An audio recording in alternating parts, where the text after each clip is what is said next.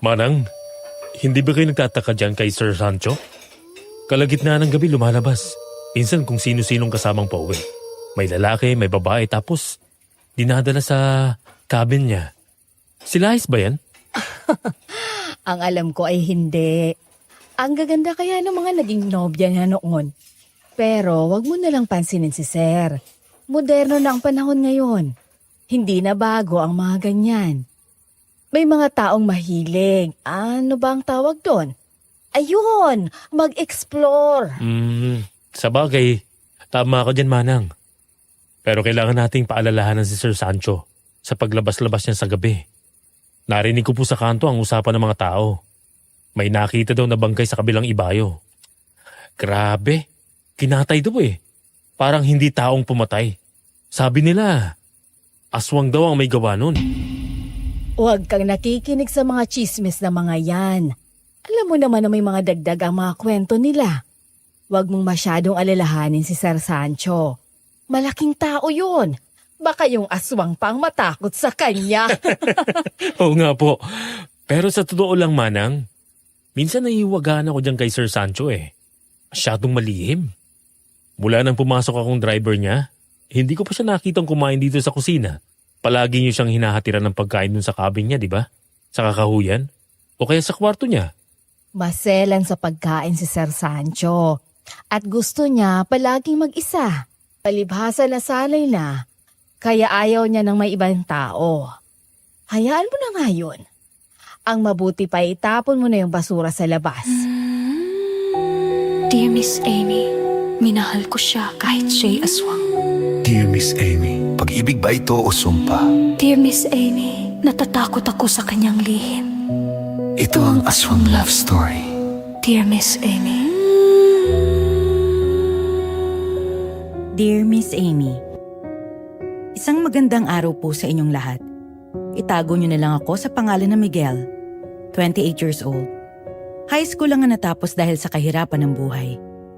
Sa kabila nito, ay masipag naman ako magtrabaho. Nang matuto ako magmaneho, ang naging pangunahing kinabubuhay ko ay ang pagiging driver. Hanggang sa mapasok ako sa bilyonaryo kong amo. Dito ko naranasan na makapunta sa iba't ibang panig ng bansa. Kahit saan siya pumunta, kasama ako at si Manang Ofelia. Marami siyang properties at bahay sa iba't ibang probinsya.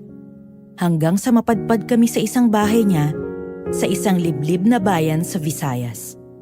Doon ko nakilala si June, ang dalagang tindera ng bulaklak na kinahuhumalingan ni Sir Sancho. Sa panliligaw niya kay June, ako ang naging silbi nilang tulay. Hindi ko akalain ako rin ay iibig sa dalaga. Nang magdesisyon akong sundin ang damdamin ko, dito na nagkandaletse-letse ang buhay ko at nalagay sa matinding panganib. Ang mga susunod na eksena ay hango sa mga salaysay na mga taong kasama sa kwentong ito. Bulaklak, ang ganda ng bulaklak, ang bango ng bulaklak, dulot sa atin ay galak. Uy, mga sugi kong kasing ganda ng tululot ng bulaklak. Bili-bili na kayo, sariwang-sariwa. Kasing sariwa ng flower ko. Ang daming energy ng bading ah. Mukha naka-jackpot ka sa date mo kagabi, no? Diyos ko, bakla. Kinikilig ako. Kinikilig ako. Bugs, bugs. Ang bango niya. Ay, ngayon lang ako nakaramdam. Ay, hanggang ngayon nararamdaman ko pa rin siya sa kaibuturan ng aking... Doon? Oh, mismo! Tax? Pinagpala? Congratulations sa wasak na wasak mong Puri? jumbo hotdog. Kaya mo ba to? Kaya mo ba to? Naku, talaga kayong dalawa kapag nagsama. Palaging magulo. Eto si Froilan eh. Feeling cup di ang bubelya. Oh, hi, Mother. Mano po. Kaawaan ka ng Diyos. Kumusta yun? Malakas bang benta? Ay, of course, madam. Marami nang bumili at may mga advance orders tayo ng flower arrangement para bukas. 4 din yun. Ay, salamat naman kung ganun. Ay, ikaw ba naman, nilislisan mo ng palda si Manong at pinakitaan ng panty? Nako, pati bulaklak mo, bibilhin niya. Ano ka? Huwag kang makinig dyan kay Fräulein, Mama. Nababaliw na yan. Oh, etong tanghalian nyo. Kumain na muna kayo ni Fräulein habang walang customer. Gutom lang yan. Ako naman ay sisimulan ko na yung bouquet na pipick upin mamayang 4:00. Habang kumakain sina June at Fräulein, ay panaka-naka ang pagdating ng mga customer. Ang kanyang ina naman na si Aling Erlinda ay abala sa ginagawang bouquet na order ng kanilang suki. Nasa ganong tagpo sila nang biglang maalala ni Fräulein ang balitang kalat na kalat doon sa bayan. Matapos ngumuya, ay uminom muna siya ng tubig bago magsalita. Ay, Mama, nabalitaan niyo na ba yung nangyaring patayan kagabi sa kabilang ibayo? Ay, oo nga. Usap-usapan yun hanggang dun sa loob ng palengke. Ang sabi ay lalaki daw yung pinatay. Alam niyo ba kung sino ang biktima? Hindi. Wala namang nagsasabi sa akin. Sino ba yon? Anak ko ni Aling Pakita! Si Kadyo! Talaga? Ay, kawawa naman. Kaya pala sarado ang pwesto nila sa palengke. Paano ba siya pinatay? Hinalukay ubi ang tiyan, wakwak! Ang sabi pa, nagpaalam pa daw yun bago umuwi, galing sa inuman. Kaloka, huling paalam na pala niya yun. Wala nang laman yung tiyan niya? Ay, nagkalat daw sa damuhan at gilid ng daan yung mga pira-pirasong lamang loob niya. Pati yung dugo nagkalat, Mother. Wow, ang sarap kumain, ha? Talagang idinitali mo pang kwento kung kailan bupis at dinugaan tong ulam ko? Ay, oo nga pala. Sorry. Pero baka naman may malaking atraso si Kadyo sa kung sino, kaya ganun kabrutal yung pagkakapatay sa kanya. Siguro. Alam mo naman ang ugali ni Kadyo. Mainitin ang ulo, lalo kapag sinasapian ng espiritu ng alak. Sayang, yummy pa naman siya. Ay, oo nga pala. Ex mo yun. Uy! Hindi, naging kami Tikim-tikim lang. Hayof. Ginawa mong free taste sa supermarket, ha? Ay, naku, Fräulein. Napakaharot mo talaga. Ay, syempre, Mother. Hanggat may alindog, landi lang. Ba't kayo naman ni Papa? Akala nyo, hindi ko kayo narinig nung isang hapon. Madam? Hanggang ngayon? Umi-ere-ere pa rin kayo ni Papa? Ay, alaga naman kayo lang. Palagay niyo sabi ng papayo, mahina na ang tuhod. Ay, panis ka kay Mother. Hey ka! Ikaw nilulomot na. At least virgin. Nang mga sandaling yon, ay kasama ko sa loob ng kotse si Manang Ofelia na nakaupo sa passenger seat at si Sir Sancho na nakaupo sa likod. Sumulyap ako sa rearview mirror nang marinig ko siyang bumuntong hininga habang nakatingin sa tanawin sa labas.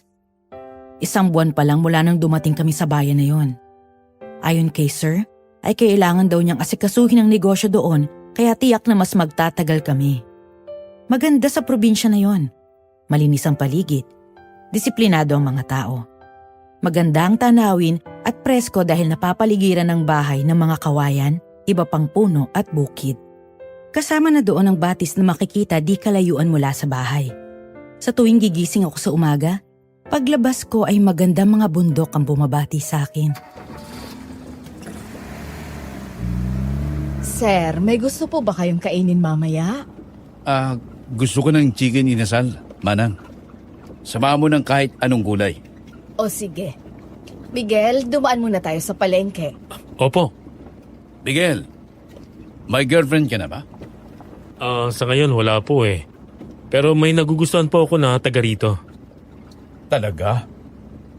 Maganda siya. Opo, sir. Tsaka masayahin. Hindi ko pa siya nakitang nakasimangot sa tuwing nakikita ko siya. Malakas ang dating ng personalidad niya. Nagpakilala ka na ba? Sigurado akong hindi pa. Masyadong mayayain yan si Miguel eh. Ay sige, ikaw rin. Baka maunahan ka ng iba. Masarap manligaw kapag narito sa bayan na ito. Magandang tanawin kaya romantic. Kaya lang sayang ang ganda ng bayan na ito. May gumagala lang na aswang. Nakita niyo yung aswang? Kagabi, habang nasa bintana ako at nagpapahangin, dahil hindi ako makatulog, may nakita akong isang nilalang na lumilipad. Para siyang manananggal na lalaki, pero buo ang katawan. Diyos na mahabagin. Anong klaseng nilalang yun? Ang sabi nila ay wakwak ang tawag doon. Kaya sir, wag na ho kayong lumalabas sa gabi. Delikado. Yun lang ang oras kung kailan ako nakakapag-isip ng maayos. Ay sir, kahapon may nakita ako nagtitinda ng mga bulaklak sa labas ng palengke. Gusto ko po sanang bumili ng mas lalong gumanda ang bahay. Sige po, daan tayo doon. Naalala mo yung nadaanan nating nagtitinda ng bulaklak sa labas ng palengke? Doon mo na lang ihinto ang sasakyan. Opo, Manang. Nang pinarada ko ang kotse sa gilid ng daan, ay mag-isang bumaba ng sasakyan si Manang at pumasok sa palengke. Habang kami ay naghihintay dun sa kotse, lihim akong napangiti nang masilayan ko na naman ang magandang tindera ng bulaklak. Siya ang tinutukoy ko kay Sir Sancho.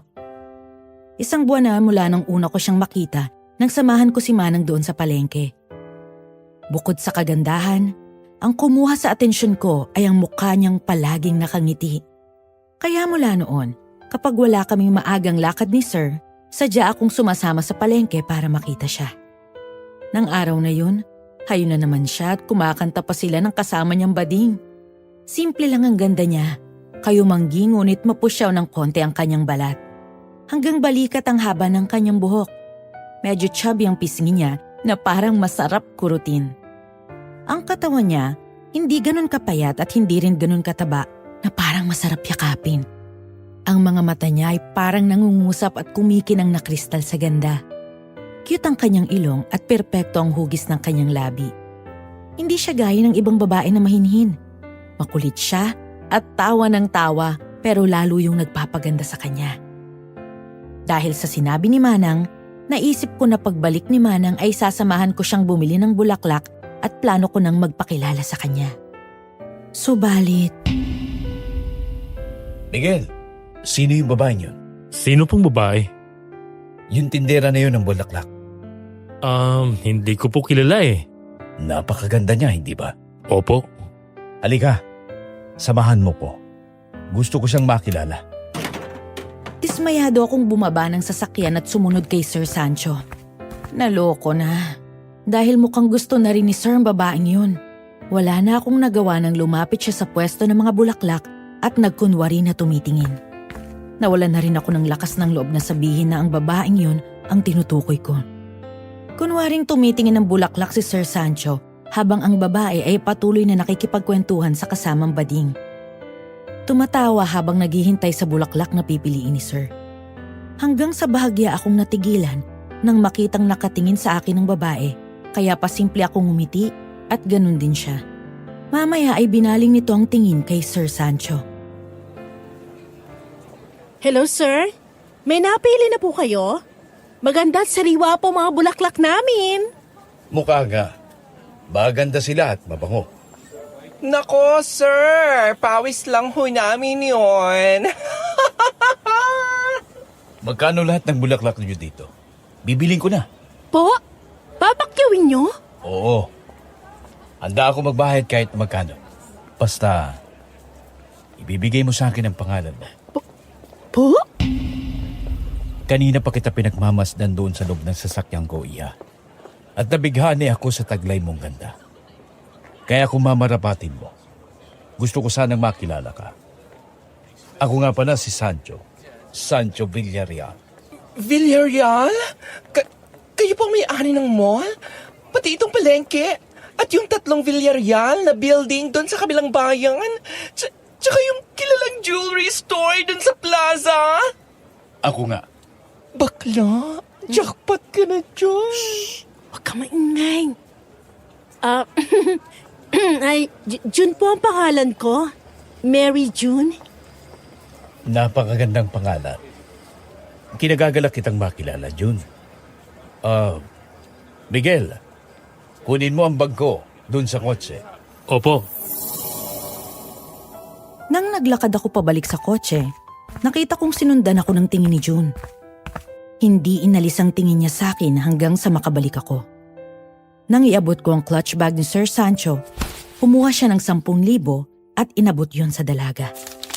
Nanlaki ang mata ng dalawa at nagkatinginan.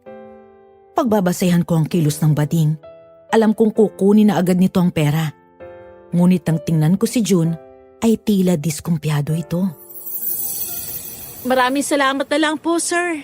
Malaking tulong po sa amin yan kapag kinuha namin, pero mauubusan po kasi yung mga suki namin na darating mamaya para bumili.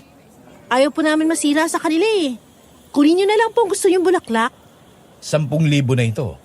Pwede ko pang doblehin kung gusto mo. Salamat na lang po, pero kukunin ko lang yung presyo ng bulaklak na mapipili nyo. O sige, kung gano'n ay hindi kita pipilitin. Manang, mabuti at nariyan ka na.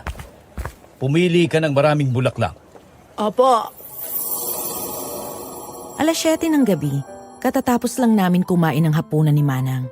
Habang nagliligpit kami ng pinagkainan, maya-maya ay nakita ko na lang na bumababa si Sir Sancho mula sa kwarto niya sa ikalawang palapag ng mansyon. Bihis na bihis at may dalang isang paper bag na may logo ng tindahan ng alahas. Miguel, magbihis ka at aalis tayo. Saan tayo pupunta, sir? Sa bahay ni June. Sir, gabi na ho. Tsaka, baka matsyempohan tayo ng aswang. Akong bahala sa'yo. Takot lang ng aswang na yon. Tsaka, may manliligaw ba ng umaga? Sige po. Napakamot na lang ako ng ulo. Hindi ko alam kung paano niya nalaman ang bahay ni June. Wala akong nagawa kundi ang magbihis. Habang nagmamaneho, ay nakita ko na excited si Sir Sancho. Sa dami ng babaeng dumaan sa buhay niya, ngayon ko lang siya nakitang ganito kasaya. Mukhang tinamaan talaga siya kay June. Habang hindi maalis ang ngiti ng boss ko, ako naman lihim na nagsiselos. Sino ba naman ako para makipagkumpetensya? Pobreng driver lang ako. Sa yaman pa lang niya, wala na akong sinabi. Bukod dun, mas gwapo sa akin si Sir Sancho. Mestizo siya, malakas ang karisma sa babae. Ilang sandali pa ay naroon na kami sa bahay ni June. Simple lang yun, isang palapag. Konkreto ang bahay at malawak ang bakuran.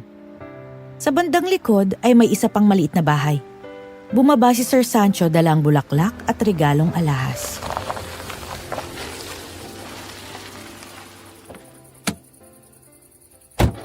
Tawagin mo na. Po? Bakit ako? Kayong maniligaw eh. Sige na, tawagin mo na. Sige na nga. Tao po?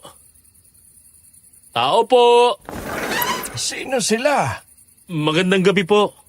Magandang gabi naman. Ano pong kailangan nila? Nandyan po ba si June? Si June. Ano pong kailangan niyo sa kanya? Sino po ba sila? Tabi, ako na dyan. Halos itulak ako ni Sir sa tabi ng lumabas ang may edad na babae at lalaki. Maya-maya, lumabas na ang mga tao sa bahay na yon. Nang magkatinginan kami ni June, agad siyang ngumiti sa akin. Sumulyap muna ako sa boss ko. Nang makitang hindi siya nakatingin kay June, ay tsaka ako gumanti ng ngiti. Nang makalapit sa gate ang may edad na babae, ay nakita ko na biglang pumormal ang mukha nito. Akong nanay niya. Anong maipaglilingkod ko sa iyo? Ako po si Sancho. Nagkakilala po kami ng anak ninyo doon sa pwesto sa palengke. Nabighani po ako sa kanyang kagandahan. Kaya gusto ko po sanang umakyat ng ligaw. Pagod ang anak ko mula sa maghapon na pagtitinda. Magpapahinga na siya. Ganun ho ba? Ma, ako na dyan. Bilisan mo at huwag ka nang magtagal. Opo. Nakita ko ang kakaibang talim ng tingin ni Sir Sancho sa matandang babae nang tumalikod ito. Alam ko na hindi niya nagugustuhan ang formal na pakikitungo nito at halos pagtaboy sa kanya. Sa pagkakakilala ko kay Sir, ayaw na ayaw niya sa lahat ang tumatanggi sa binibigay niya. O kahit anong sa tingin niya ay napapahiya siya. Mataas ang pride ni Sir Sancho. Dahil isang bilyonaryo, nasanay siya sa atensyon at nagkukumahog ang mga tao, makita lamang siya. Iyon ang unang beses na may nagtrato sa kanya ng ganun. Good evening, June. Good evening din po, sir. Paano niyo po nalaman ang bahay namin? Marami akong paraan. Walang imposible sa akin kapag ginusto ko. At siya nga pala, para sa'yo. Salamat po. Pero sana hindi na kayo nag-abala. Kahit kailan ay hindi ka magiging abala. Sir, tatapatin ko na po kayo hanggat maaga ha. Kung ang intensyon niyo po ay manligaw, pasensya na po pero wala kayong aasahan sa akin. Hindi po ako nagpapaligaw eh. Isa pa po, mukhang malayo agwat ang edad natin. Hindi ko po type yung masyadong matanda, kaya hindi ko po matatanggap to. Hindi. Kunin mo na. Ano pa man, para talaga sa'yo yan. At naiintindihan ko, pero hindi ako susukot yun. Unang araw pa lamang ito at pasasaan pa ba't makikilala mo rin ako. Pero, sir, Mary June! Pumasok ka na dito! sige po, tawag na ako ni Mama. Sige na, pumasok ka na. Salamat tito, pero sana una't huli na to. Sige po. Sir, okay lang po ba kayo? Intik na batandang yun. May araw ka rin sa'kin. Walang nagawa si Sir Sancho nang bumalik si June sa bahay, dalang bulaklak at paper bag. Napapikit pa nga ako ng pabagsak na sinarado ni Aling Erlinda ang pinto. Sadyang pinapahiwatig na hindi nito gusto si Sir Sancho para kay June. Ilang sandali pa, napatingin ako kay boss nang mariin itong kinuyom ang mga kamay. Kamahina ang boses na nagmura. Muli pa itong lumingon sa bahay at matalim na tumingin doon. Sa galit nito ay kinuha sa akin ang susi ng kotse, sumakay at walang paalam na pinasibad ang sasakyan. Akin na yan, susi! Buisit! Pero boss, sandali. Paano po ako uuwi? Boss, anak ng... Iniwan ako. Paano ako uuwi? Psst! Sino yun? Psst! Kuya! Ba't nandyan ka pa? Ikaw pala yun. Akala ko yung aswang na. Umalis iniwan ako. Ano ba yung hambog na yun? Boss ko. Driver niya ako. Naku, iho. Delikadong panahon ngayon. At yung boss mo? Hindi ko gusto kung paano siya tumingin. Ayoko sa kanya kaya mag-iingat ka kapag siyang kasama mo. Opo. Paano ka uuwi? Maglalakad. Eto, kunin mo. Magkahalong asin yan at pinong-pinong bawang. Pangontra sa mga aswang para layuan kanila. Dalhin mo itong itak para may panlaban ka. Salamat po, Nay. Anong pangalan mo? Ako si Miguel. Nice to meet you, Miguel. Ang kwento nila sa akin na makaalis daw ako ng gabing yun ay agad nag-lock ng mga bintana at pinto sina June pagkatapos ay nagsabit ng bawang at naglatag ng asin doon. Pangontra, dahil nga bali-balita sa buong bayan ang tungkol sa gumagalang aswang sa gabi at pumapatay. Matapos yon, naupo sila sa sala at nagdasal sa pangunguna ni Aling Erlinda. Diyos Ama sa langit, kamay lumalapit at lumuluhod sa inyong na may kababaang loob. Diyos Ama sa langit, kami ay lumalapit at lumuluhod sa inyo ng may kababaang loob. Ilayo niyo po kami sa mga kasamaan at sa mga kampo ng kadiliman. Ilayo niyo po kami sa kasamaan at sa mga kampo ng kadiliman. Sampo ng inyong mga lupo ng anghel sa langit. Protektahin niyo po kami at panatilihing ligtas sa lahat ng pagkakataon. Sampo na inyong mga lupo na anghel sa langit. Protektahan niyo po kami at panatilihing ligtas sa lahat ng pagkakataon. Ito po ang aming samot dalangin. Sa pangalan ni Jesus. Amen. O siya, sige na. Magsipaglinis na kayo para makatulog na. Tignan niyo nga yung si Froilan at malayo nang narating sa panaginip. Ikaw, Margie, may pasok ka pa. Emma, sandali lang. Bakit dun sa mayaman ang sungit mo kanina? Pogi naman siya. Pero dun sa kasama niya ang bait mo. Pinadala mo pa yung isang itak ni Papa. Iba ang kutob ko sa mayaman na yun. Mabigat ang pakiramdam ko sa kanya. May mali. Nung tumingin ako sa mata niya, ay kakaibang kilabot ang naramdaman ko. Sayang, bilyonaryo pa naman yun. Siyak na buhay Reyna ka dun ate. Tapos kapag sinagot mo siya, yayaman na rin tayo. Ay Margie, tigilan mo yung ganyang pananaw mo sa buhay ah. Kung gusto mong yumaman, mag-aral ka ng mabuti at magsumikap sa pagtatrabaho. Kung makakapag-asawa ka naman ng mayaman, dapat mahal mo talaga siya at hindi yung pera niya. Teka, ano ba yung laman ang bigay sa'yo? Ay, oo nga pala. Teka, buksan natin. Naku! Mga alahas! Tiyak nang mamahal nito. O yun, ibalik mo yan sa lalaking yun. Opo. Sayang naman. Ay, hindi natin kilala yun. Baka mamaya kung anong kapalit. Primo, narinig mo? Oo. Natigilan silang apat nang mula sa bubong, may marinig silang malakas na kalabog. Dahan-dahang tumayo si Aling Erlinda habang nakikiramdam. Maya-maya, nagmamadali nitong kinuha ang bote ng langis. Lalo siyang natakot nang makitang kumukulo yun. Agad niyang pinatayo ang mga anak at inilayo sa bintana. Primo, ang buntot pagi. Ma, anong nangyayari? May aswang sa bubong. Basta dyan kayo sa gitna at lumayo kayo sa mga bintana. Ma, ano gagawin natin? Paano kung makapasok siya? Naglagay na tayo ng mga bawang at asin. Tiyak na hindi siya makakalapit. Pero magdasal ulit kayo. Walang ibang pinakamabisang pangontra sa alagad ng dilim kung hindi ang mataimtim na panalangin. Papa, natatakot ako. Huwag kang maingay. Kapag naramdaman ng aswang na takot ka, lalo silang maglalakas loob na sumugod at manalakot. Ang takot ang nagbibigay ng lakas sa mga aswang naggaya niyan o kahit sa mga masasamang espiritu. Nanginig sa takot si Margie, kaya naman mahigpit siyang yumakap kay June.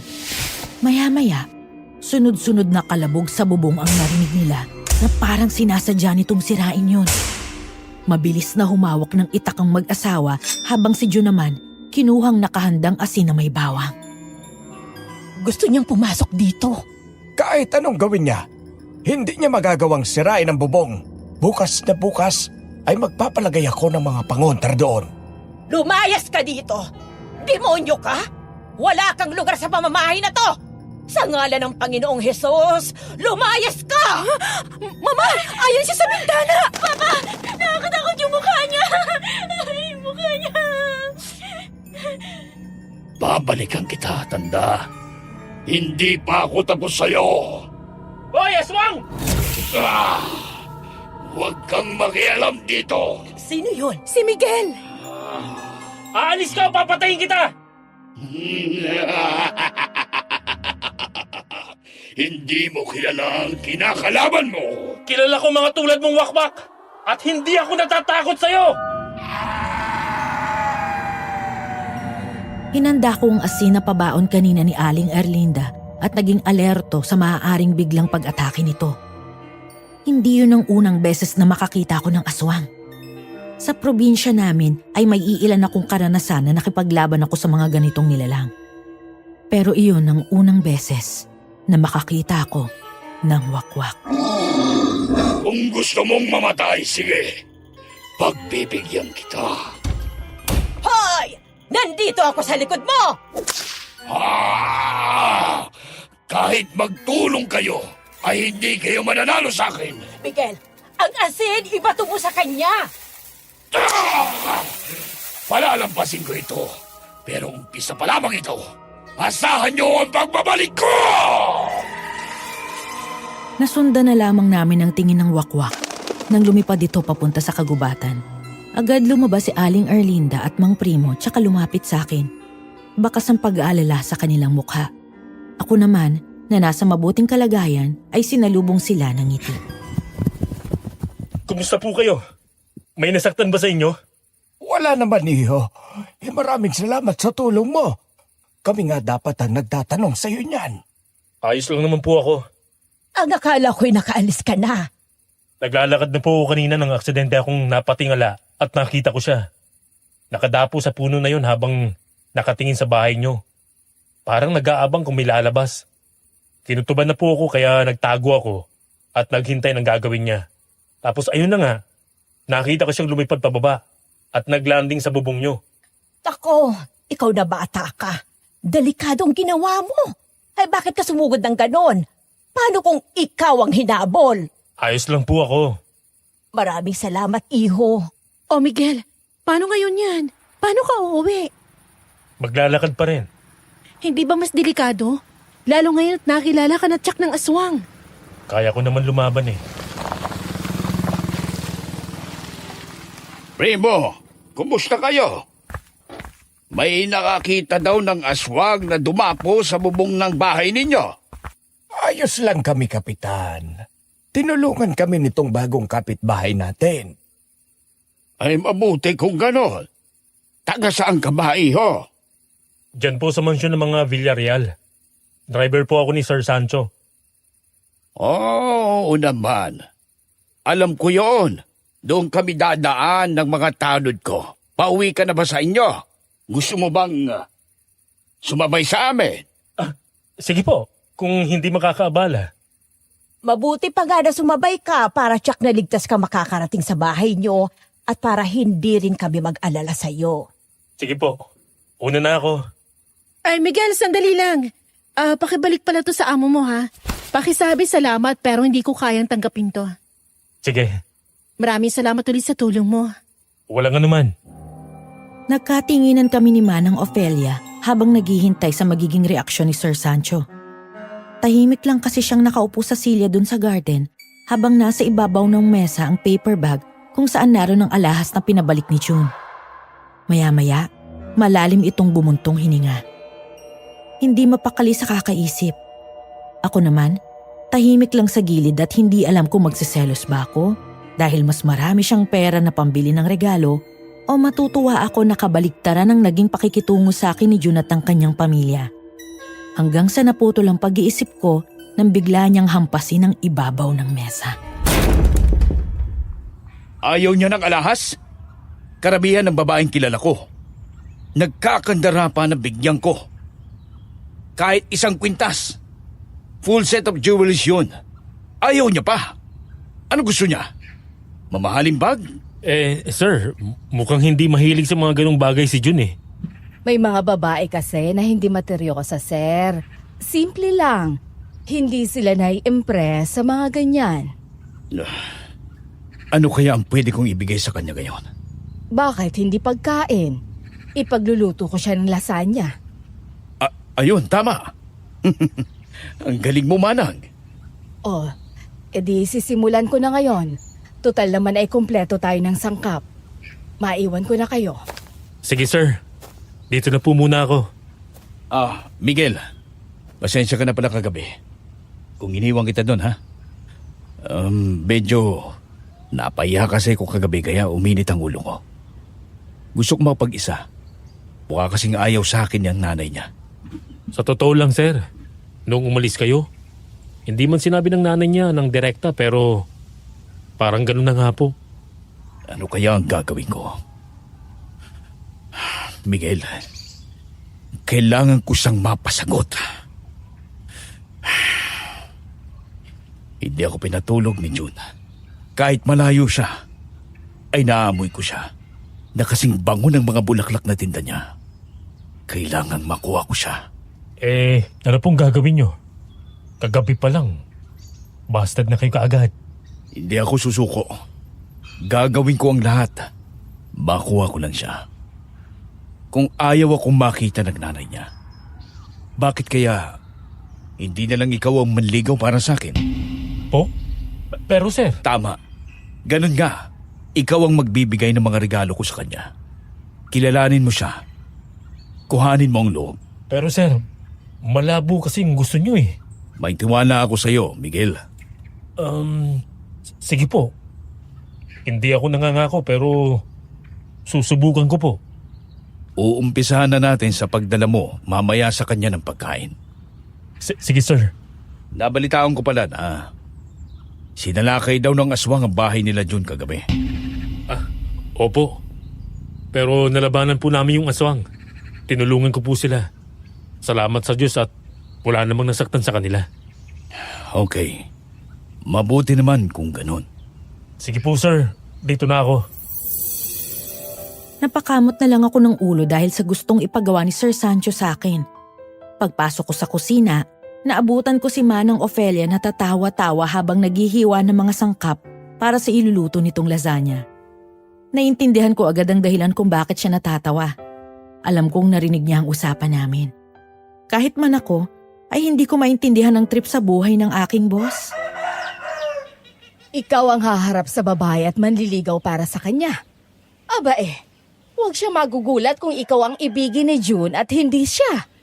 Saan ka naman nakakita ng ganong panliligaw? Ano? Ikaw ang maghihirap sa pagsuyo tapos siya ang makikinabang. Hindi ko na rin po alam dyan kay sir Alangan namang tumanggi ako. Pero paano kung mangyari pong sinasabi nyo? Aba simulan mo na maghanap ng bagong trabaho. Manang naman Biro lang. Di sundin mo ang sinasabi niya. Kung ganun man ang mangyari, hindi mo na kasalanan yon. Hello? Oh, Paula. Sumunod ka sa akin dito at magdala ka ng mga luxury bags. Ikaw nang bahalang mamili ng disenyo at siguraduhin mong magaganda. Wala akong pakialam sa presyo. Come here as soon as possible, okay? Okay, bye. Dako, pupunta na naman dito yung malanding sekretarya ko niya. Magiging motel na naman itong bahay. Malay mo, dun sila sa cabin. Sana ka. At napiperwisyo ako kapag kasama niya ang babaeng yan. Akala mo kung sino maganda. Napakalandi naman. Hayaan nyo na po yun. Umikot ang mata ni June sa inis nang iabot ko ang lasagna na niluto ni Manang. Sa halip na kunin, ay tinulak niya yun pabalik sa akin. Kaya naman nilapag ko yun sa ibabaw ng mesa nila doon sa pwesto.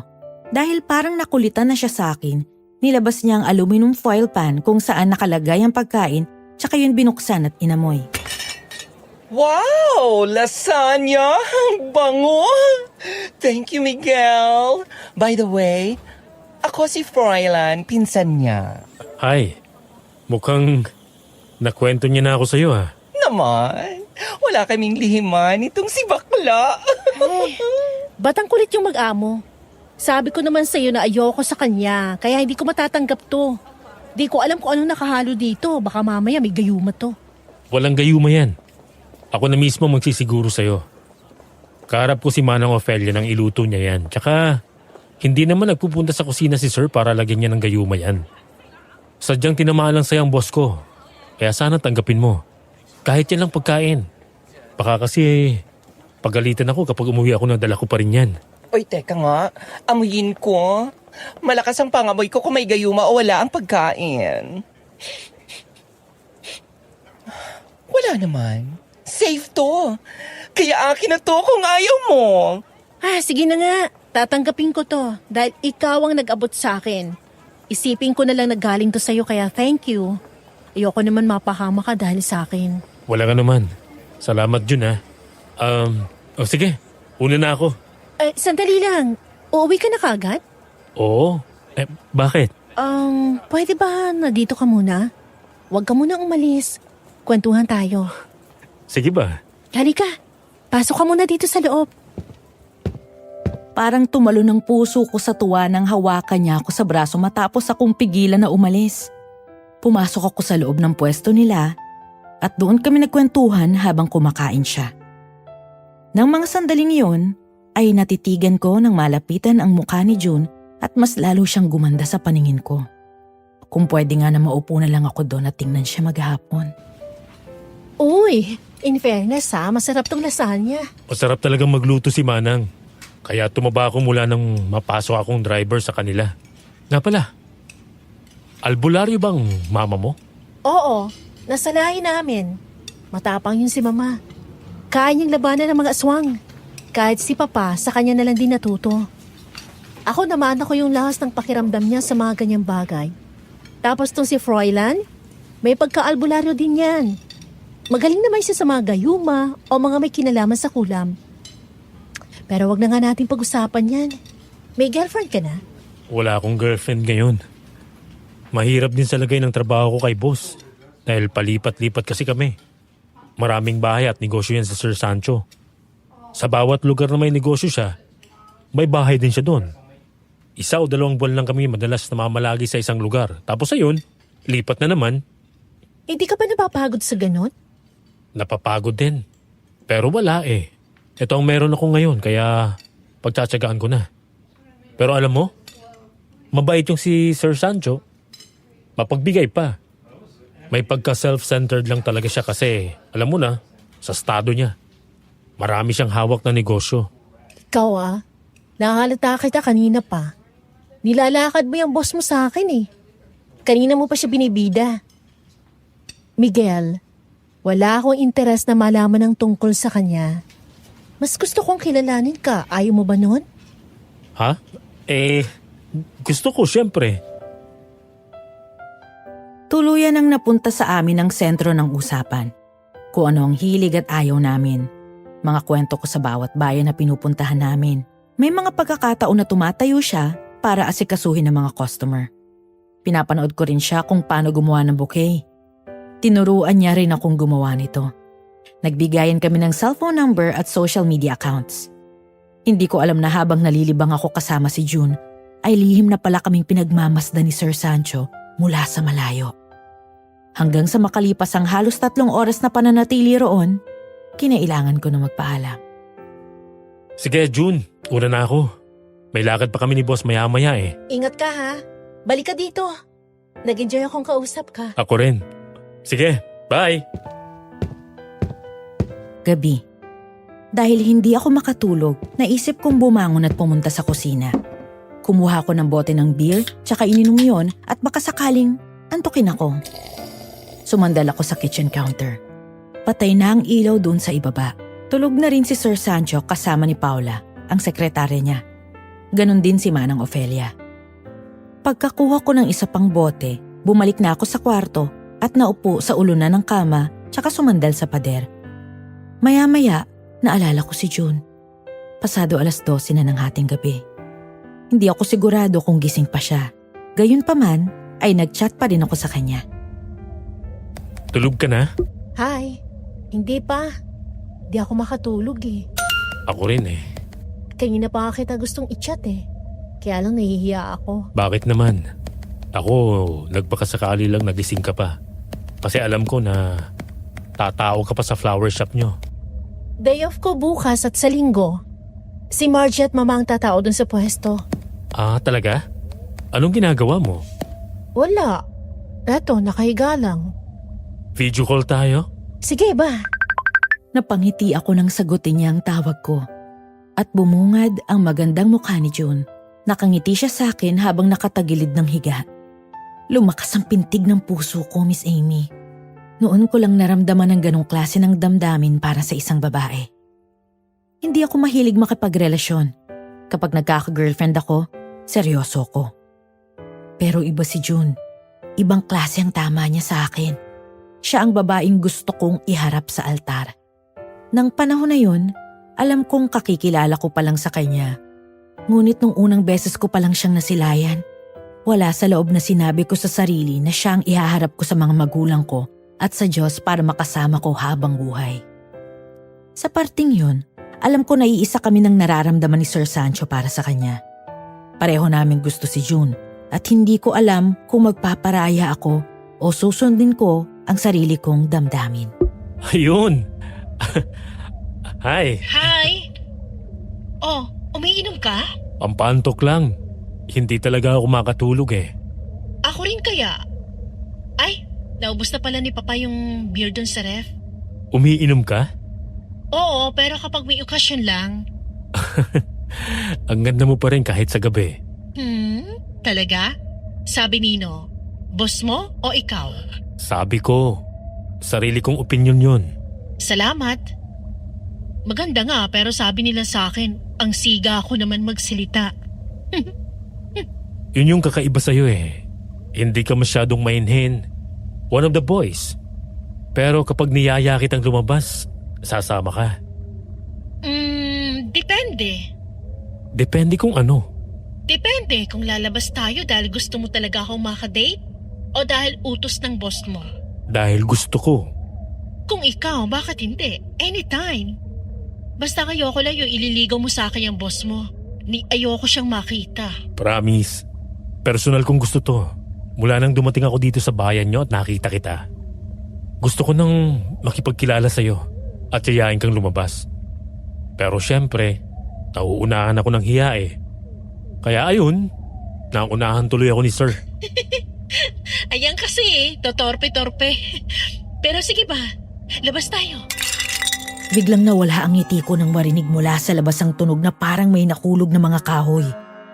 Umumpo ako ng tuwid, lumingon sa bintana at nakiramdam. Habang si June naman sa kabilang linya ay kumunot ang noo at nagtaka. Nakita ko na bumangon siya mula sa kama at alam ko na nagsimula na siyang magtaka sa kinikilos ko. Naghihintay sa sasabihin ko. Magsasalita na dapat ako nang dahan-dahang sumilip sa bintana ang aswang. Gumapang ang matinding kilabot sa buong katawan ko, Miss Amy. Ang itsura niya, parang demonyo na may pakpak. Nakangisi habang nanlilisik ang kanyang mga mata. Dahil ayoko mag-alala sa akin si June, minabuti ko na magpaalam sa kanya. Miguel, may problema ba? Ha?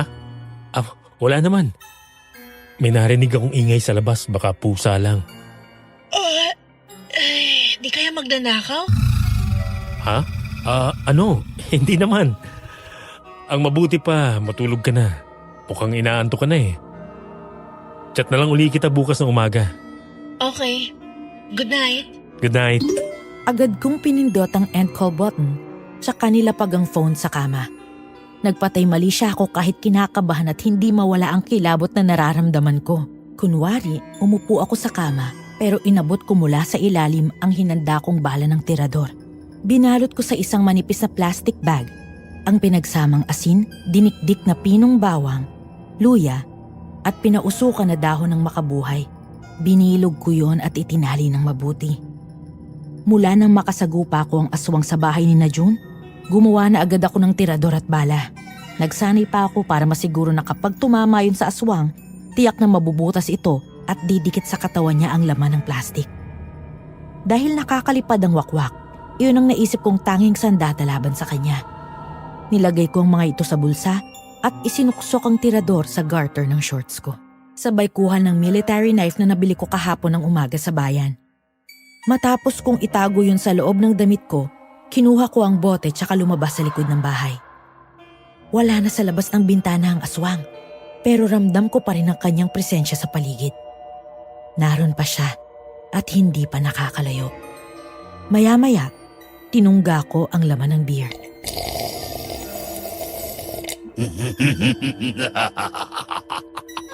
Sinong nandyan?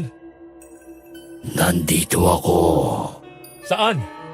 Dito sa itaas. Nanlaki ang mata ko nang pagtingala ko, nakita kong para siyang paniki na nakalambiti ng pabaliktad sa bubong ng bahay.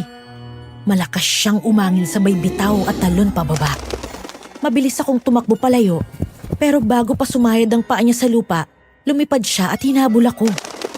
Nang malapit na siya sa akin, bigla akong pinalo sa kanyang bote ng beer na hawak ko. Pagkatapos, kinuha ang patalim sa likod ko, sabay higa sa damuhan at sinaksak ito sa tiyan. Umangil ng malakas ang aswang at agad na lumayo. Anong kailangan mo sa akin? Ang buhay mo. Dahil sagabal ka sa plano ko. Ni hindi kita kilala at hindi ko alam kung saan ka galing. Paano ako magiging sagabal sa'yo? May pinakialaman ka na pag-aari ko. Dahil doon ay pagbabayaran mo yon ng buhay mo. Wala akong alam sa sinasabi mo at hindi ako natatakot sa'yo.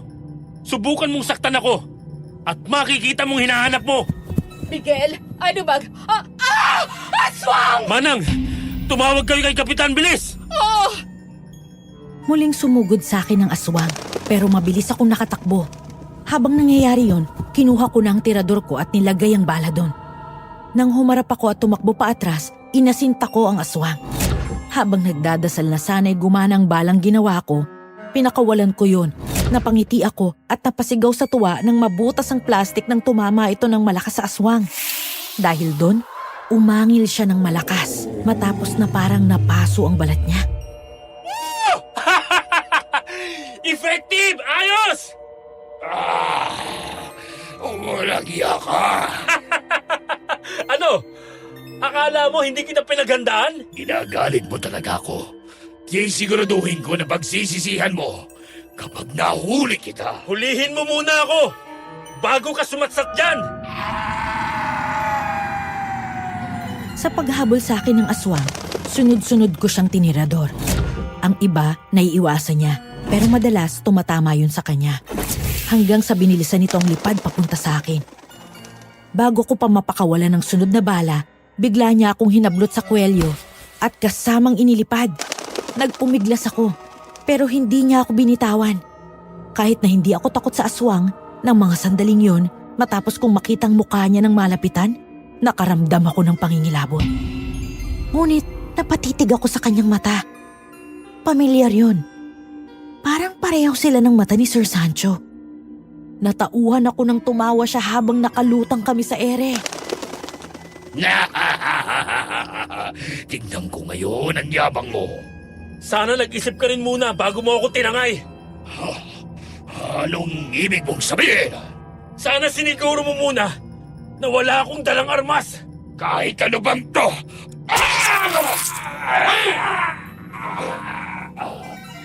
Bigla akong nilabas ang patalim na kanina ko pahawak at sinaksak siya sa gilid ng leeg. Dahil doon, agad akong nabitawan ng aswang. Nang mahulog ako ay bahagya akong nakaramdam ng takot dahil medyo mataas niya akong inilipad. Agad kong tinakpan ang ulo ko gamit ang mga braso ko bago bumagsak sa palayan na nasa di kalayuan ng mansyon. Hanggang sa marinig ko na lang ang boses ni Kapitan kasama ang ilang kalalakihan at mga pulis. Ayun ang aswang, mga kasama! Barilin nyo! Miguel! Matalaga siya! Matalaga niya! Senyor, dali! Di yan makakalayo! Habulin nyo! Miguel! Ayos ka lang ba? Aray ko! Nabugbog yata ang katumang ko. Sabihin mo sa akin, nakagat ka ba ng aswang? O hinapilayan ka? Hindi naman po. Nabugbog lang dahil sa taas ng binagsak ko. Ay, mabuti naman kung ganon. Halika. Tumayo ka na dyan at kumapit ka sa akin.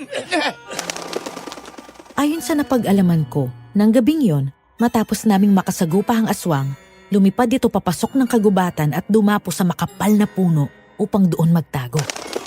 Nang makaalis nang humahabol sa kanya, doon siya lumipad uli papunta sa kanyang bahay.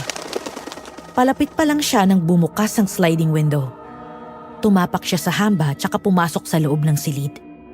Nangihina siyang kumapit sa babaeng sumalubong at umalalay sa kanya habang unti-unting bumabalik sa dati ang kanyang anyo. Dahan-dahan. Salamat na nandito ka, Paula. Alam mo naman, malakas ka sa akin eh. Mahiga ka sa kama. Kukunin ko lang ang langis mo. Puro dugo ka. Nakakain ka na? Oo. May isa akong natsyempohan sa kakahuyan na naglalakad mag-isa. Mabuti at busog ka na. Jack, nagaganda na ang mood mo, lalo kapag naligo ka. Hindi pa rin.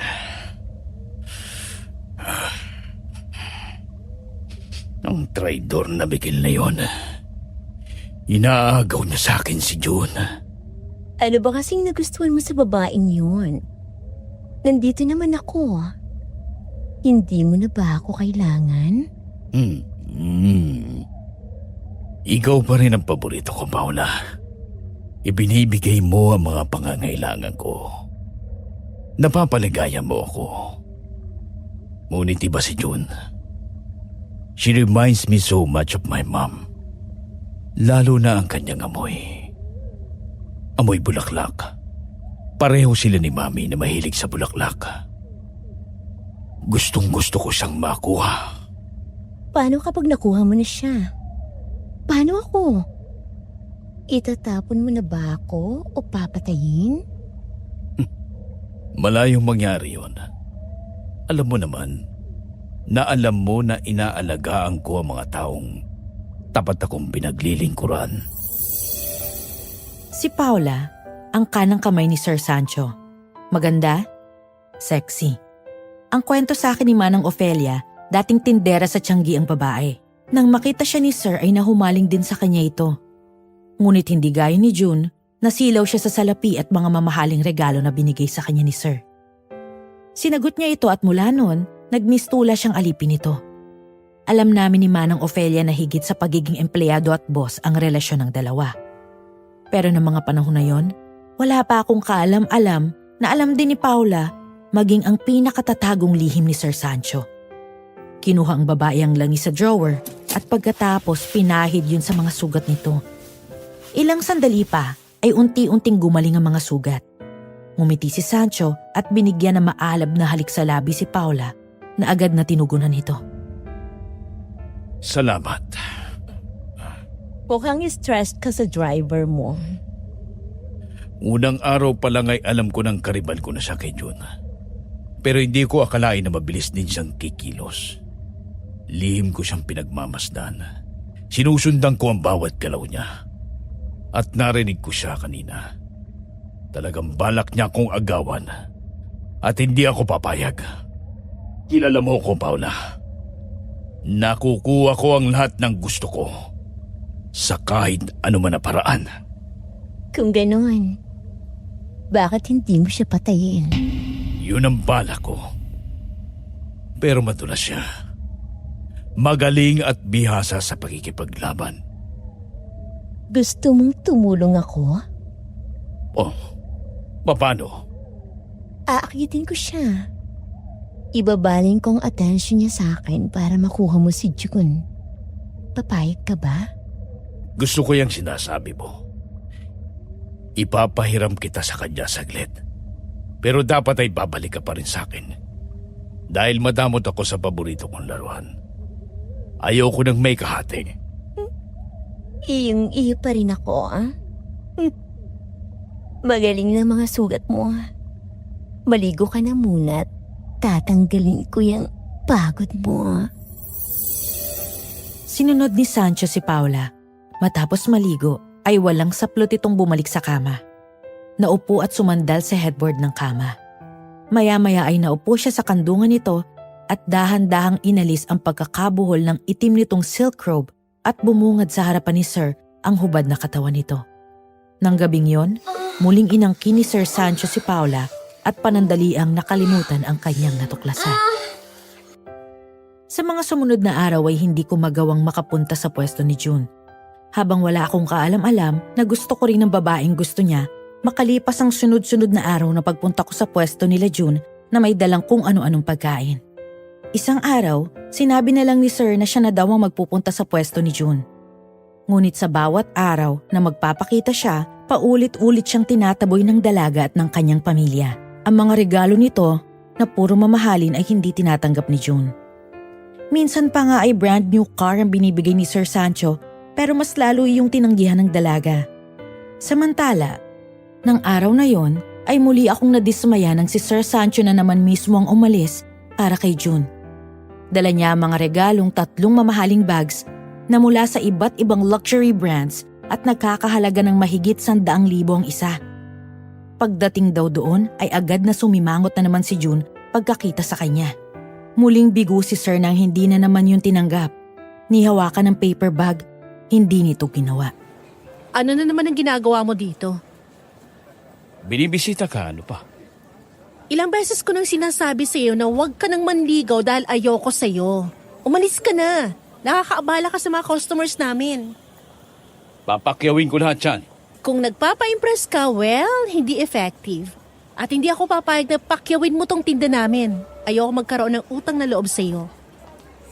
June, ano bang gagawin ko para hayaan mo kung makalapit sa iyo? Gusto kita. Mahal kita. Pwes ako hindi. At kailan lang kita nakilala, no? Mahal ka dyan. Eh bakit si ano? Kailan lang din kayo? Ang ingay mo. Ganito na lang. Labas tayo, mag-dinner tayo. Dadaling kita sa pinakamagandang hotel sa Maynila. Ipapasarado ko ang buong restaurant para sa atin. May pagkain kami sa bahay. Salamat na lang. Coffee. How about A coffee date? May kape din kami sa bahay. Hindi mo ba ako mapagbibigyan kahit isang beses? Hindi. Ay! Di ko na tumatake! Bakit ba ang shalit mo? Sinabi na nga kasing ayaw ng pinsan ko. Sige, push mo pa.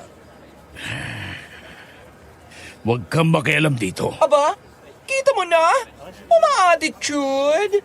Ngayon pa lang, lumalabas ang ugali mo. Nako, Jun, huwag mong sagutin yan. Sir Sancho, uulitin ko ang sinabi ko sa inyo na araw-araw ko rin sinasabi nung una pa lang. Hindi ko kayo gusto at wala kayong maaasahan sa akin. May iba na ho akong gusto. Iba? At sino yan? Mas mayaman ba siya sa akin? Mas gwapo? Sabihin mo, anong meron siya? Lahat ng wala sa'yo. Mabait siya, hindi makulit, gentleman, at higit sa lahat hindi mayabang. Bukod dun ay magalang at may respeto sa kapwa. Hindi mapagmataas.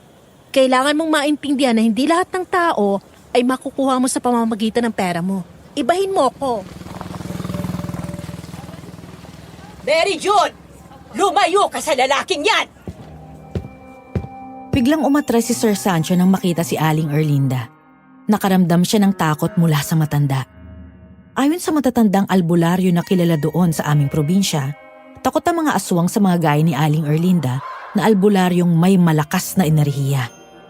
Dahil ang mga gaya niya ay malakas ang pakiramdam bukod pa sa marami silang suot na pangontra sa aswang. Ikaw na lalaki ka. Hindi ba't sinabihan na kita na hindi magpapaligaw ang anak ko sa'yo? Aling Erlinda, mahal ko po ang anak ninyo. Wala akong pakialam. Basta layuan mo ang anak ko. Hala! Layas! At isama mo itong mga regalo mo. Hindi kailangan ng anak ko ang mga yan. Walang nagawa si Sir Sancho kung hindi ang umalis na masama na naman ang loob. Habang ako, na mga sandaling yun, ay nasa kwarto. Katatapos ko lang maligo dahil naglinis ako ng kotse. Eksaktong nakapagsuot na ako ng shorts nang biglang pumasok si Paula. Nagulat ako at napaatras. Sabay kuha ng t-shirt at tinakip yon sa katawan ko. Ngumiti siya sa akin na tila nangaakit matapos isara ang pinto at ilak yun. Ma'am Paula, ano pong ginagawa niyo dito? Bored kasi ako. Tapos wala si Sancho. Kaya naisip ko na puntahan ka. Hindi na ako magpapaligoy-ligoy pa, Miguel. Gusto kita. Gwapo ka at magandang katawan. Lumabas na po kayo, nakikiusap ako. Bakit parang natatakot ka? Ayaw mo ba sa akin? Hindi ba ako sexy sa paningin mo? Ma'am, ginagalang at nire-respeto ko kayo. Kaya alang-alang kay sir, lumabas na po kayo. Huwag kang mag-alala. Hindi magagalit yon. Tingnan mo ang katawan ko, Miguel. Hindi ka makakahanap ng ganito kagandang katawan. Ako nang lumalapit sa'yo. Kaya ba ng konsensya mo? Natanggihan ako? Sumandal ako sa pader at halos sumiksik na sa sulok ng silid ko nang lumapit sa akin si Paula. Hinubad niya ang suot na bestida at tumambad agad sa akin ang hubad niyang katawan. Halatang pinaghandaan nito ang gagawin dahil wala na itong suot na anumang underwear. Ngunit sa halip na maakit, kinuha ko ang damit niya na hinulog sa sahig at tinakpan ang katawan niya. Maganda po kayo, walang duda. Maaaring ang ibang lalaki sasamantalahin kayo at papayag sa gusto nyo pero hindi po ako. Kung gagawin ko man to, gusto ko na sa babaeng mahal ko. Mawalang galang na po ma'am pero kung may natitira pa po kayong respeto at delikadesa sa sarili nyo, lalabas kayo dito. Pinahiya mo ko. How dare you! Nang araw na yon ay ginabing umuwi si Froilan at June. Kasama si Aling Erlinda, naglakad sila pa uwi kahit madilim na sa kanilang daraanan. Mula dun sa pwesto, malapit lang ang bahay nila kaya hindi na sila nagpapasundo pa uwi o sumasakay. Bukod doon, hindi na nakakapagmaneho si Mang Primo ng tricycle dahil sa arthritis. Pero nang gabing yun, para daw biglang humaba ang lakad nila. Nakaramdam sila ng takot at pag-aalala dahil baka dumating ang aswang. Dahil doon, Mas binilisan nila ang lakad habang nagkukulitan ang magpinsan. Kainis naman kasi yung customer ngayon, masyadong late. Huwag na nga tayong tumanggap ng order galing doon. Hayaan mo na at nangyari na. Pauwi na naman na tayo ano pang kinaiinis mo dyan? Imbis na nakauwi tayo ng maaga eh. Kanta na lang tayo para mawala yung inis nitong babaeng ito. Ang bango-bango, ang bango-bango, ang bango-bango ng bulaklak. Pag inaamoy, anong sarap. Ay, ayoko nga amoyin ang bulaklak na yan. Matanghi daw. Ay, kayong dalawa nga ang ingay-ingay nyo. Para kayong mga batang sawayin pa dyan eh. Eto naman si Mother, nagpapatanggal lang ng takot at stress. Baka mamaya, may mag-fly lalong na naman aswang. Hindi pa ako ready mag-taggy. Ayun! Natatanong ko na yung poste sa harap ng bahay. Kumusta na pala kayo ni Pogi? Madalas ba kayo mag-chat? Oo, video call, ganun. Bakit hindi na daw siya nagagawi sa tindahan? Ayan tuloy, laging yung hambog na Sancho na yon ang pumupunta. Lagi daw silang may lakad ni Sancho tapos kapag naman nasa bahay sila. Di na daw siya pinapapunta dito kaya ayan. Kaya pala yung boss niya ang paulit-ulit na sumusulpot sa tindahan. Mukhang nakakahalata na si Miguel ang gusto mo. Anong magagawa ko, ma? Si Miguel naman talagang gusto ko eh. Bago pa man magpakilala yung si Sancho. Crush ko na kayo si Miguel. Nagkakilala na kayo dati pa? Hindi naman po sa nagkakilala. Noong isang beses na pauwi kami ni Froilan tapos nagkataon na nagkaroon ng konting aksidente sa harap ng mansyon ni Sancho. Muntik masagasaan yung matanda. Naglilinis ng kotse si Miguel ng araw na yon. Pero iniwan niyang ginagawa niya para lang tumakbo at tulungan yung matanda. Nakabilad ang abs ni Loverboy, tapos matulungin at gentleman pa. Di tululaway si Gaga at ang lababo itong panganay mo. Aba, mula noon ay lagi na niyang inaabangan sa palengke. Nako, tiyak na magagalit ang Sancho na yon kapag nalaman niya na kayo ang nagkakamabutihan. Anak, mag-iingat ka sa taong yon. Hanggang ngayon ay hindi pa rin mawala ang masamang kutob ko sa kanya. Huwag po kayo Sandali lang. Ang aswang, narito lang siya sa paligid. Ay, nakakaloka. Bilisan natin. Takbo, ma! Bilis! Magandang gabi sa inyo. Ayun siya sa puno, mama! Takbo, mga bakla! Lahat ng hadlang sa gusto ko ay mamamatay. Lalong-lalo ka na matanda. Hindi ako natatakot sa'yo! Takbo, mama! Huwag mo na siyang labanan! Baka mapahamak ka! Takbo!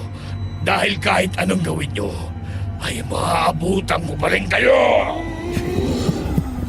Mabilis na tumakbo ang tatlo pero dahil matanda na si Aling Erlinda, naging mabagal ito kaya madaling naabutan ng aswang.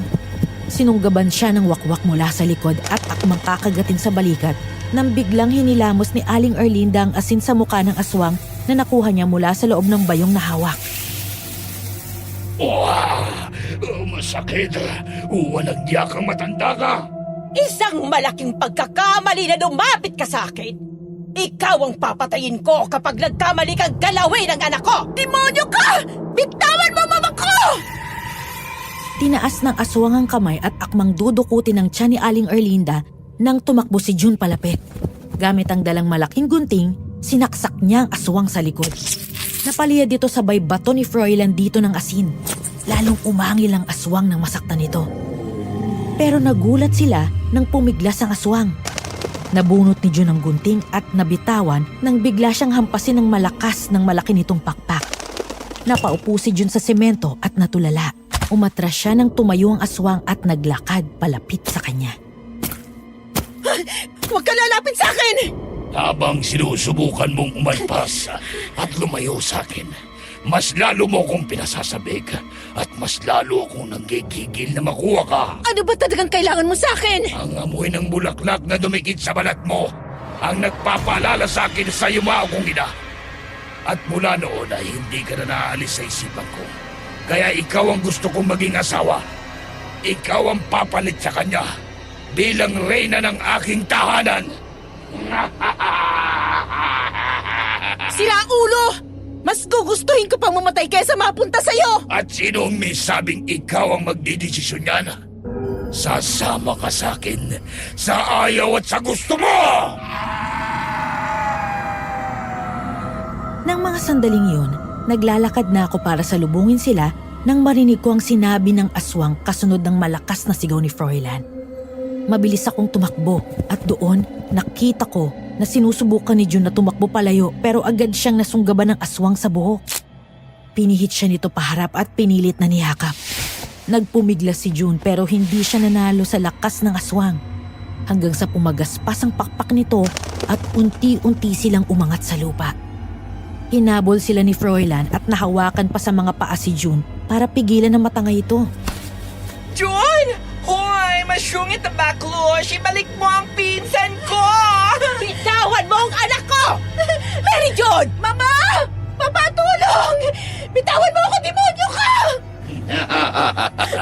Sige, subukan mo maglikod kung ayaw mong mahulog at babalian ng buto! Ayoko sumama sa'yo! Tulong! Miguel! Huwag mo nang ipagmalaki sa akin ang bibigjuking driver na yun! Jun! Miguel! Miguel! Tulungan mo ako! Nang malaman ko na umalis si Sir Sancho at nagpaalam na hindi uuwi kasama si Paula, nagmadali akong umalis at pumunta sa bahay ni June para makita siya dahil miss na miss ko na siya. Pagdating ko doon, sinabi sa akin ni Mang Primo na naglalakad na sila pa uwi kaya naisip ko na salubungin sila sa daan. At yun na nga ang tagpong naabutan ko, Miss Amy. Mabilis kong tinirador ng sunod-sunod ang aswang. Lumuwag ang kapit nito kay June hanggang sa tuluyan siyang mabitawan kasunod ng malakas na angil nito. Mabilis akong tumakbo at sinalo si June. Pagsalo ko sa kanya, pareho kaming natumba sa semento at gumulong papunta sa gilid ng daan. Maya-maya, dumating din si Mang Primo na may hawak na baril at pinaputukan ng aswang. Tinamaan ito sa dibdib kaya mabilis na tumakas. Ayos ka lang ba? Oo, salamat sa pagligtas mo sa akin. Nasaktan ba kayo? Mahal, ikaw. Ayos lang ako.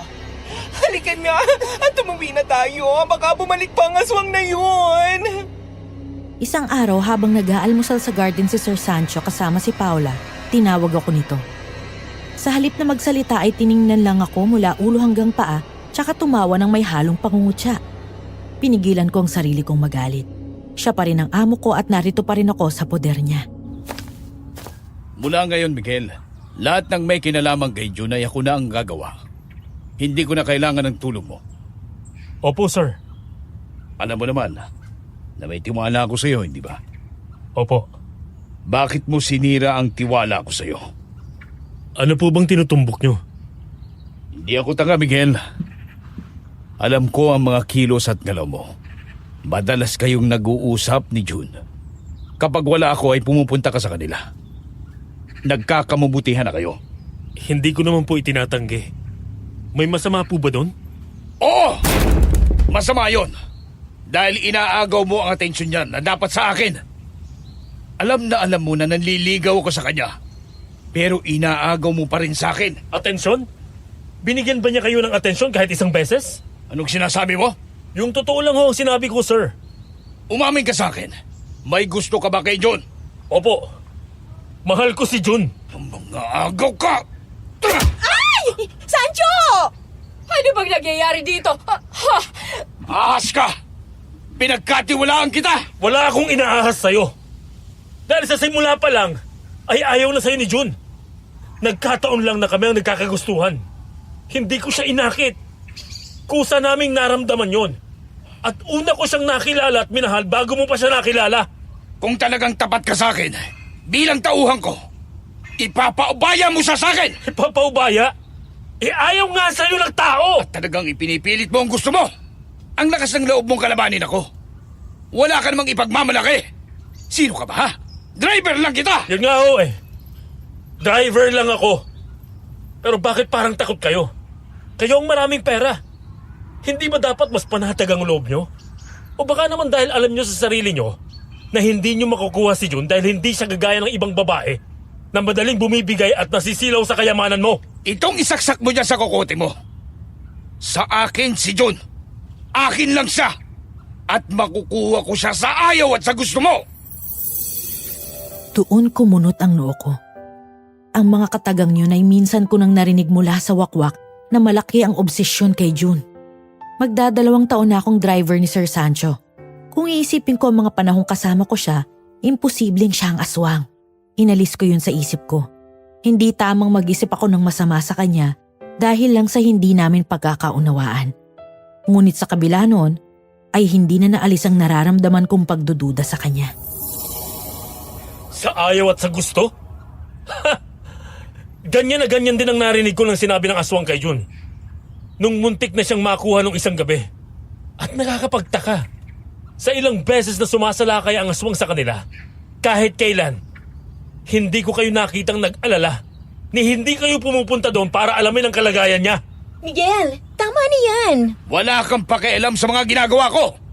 Simulan mo ng pagbabalot ng mga gamit mo. At umuwi ka sa inyo! Ayoko nang makita ang pagmumukha mo dito sa pamamahay ko! Wala akong tauhan na ahas!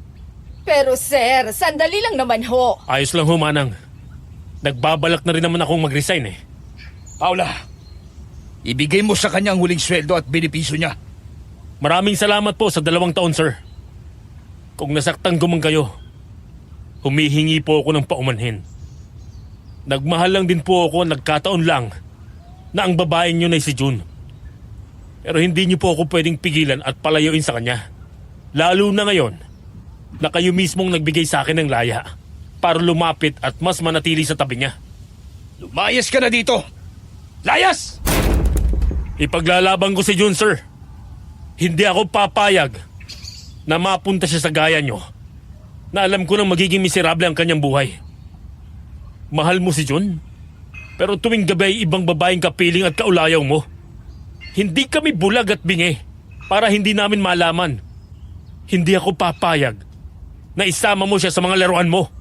Ba't gago ka? Miguel, sandali lang. Miguel! Matapos kong mag-impake ay agad akong umalis. Umiiyak si Manang Ofelia na magpaalam ako. Nalulungkot ako na sa ganito nagtapos ang pagsisilbi ko kay Sir. Maaring may kasalanan din ako dahil hindi ko pinigilan ang sarili kong damdamin. Pero ginawa ko yun para protektahan si June dahil ang mga gaya niyang babae ay dapat ginagalang at nirerespeto at hindi karapat-dapat na mapunta kay Sir Sancho. Nang iabot sa akin ni Paula ang pera sa isang puting envelope, hindi ko yun tinanggihan. Malaki yon sa inaasahan ko at makakatulong sa pagsisimula ko. Matapos yon, naglakad ako palayo. Dinala ko ang mga paa ko sa bahay ni na June dahil wala naman akong ibang mapupuntahan. Naabutan ko na sarado ang bahay nila kaya naupo ako sa ilalim ng puno at naghintay sa gilid ng daan. Sa ganun ako naabutan ni Mang Primo at ni Kapitan. Oh, Miguel. Anong ginagawa mo dito? Tsaka bakit may dala kang gamit? Sinisante na po ako ni Sir Sancho. Nagkasagutan kami kanina. Pinipigilan niya ako makipagkita kay June.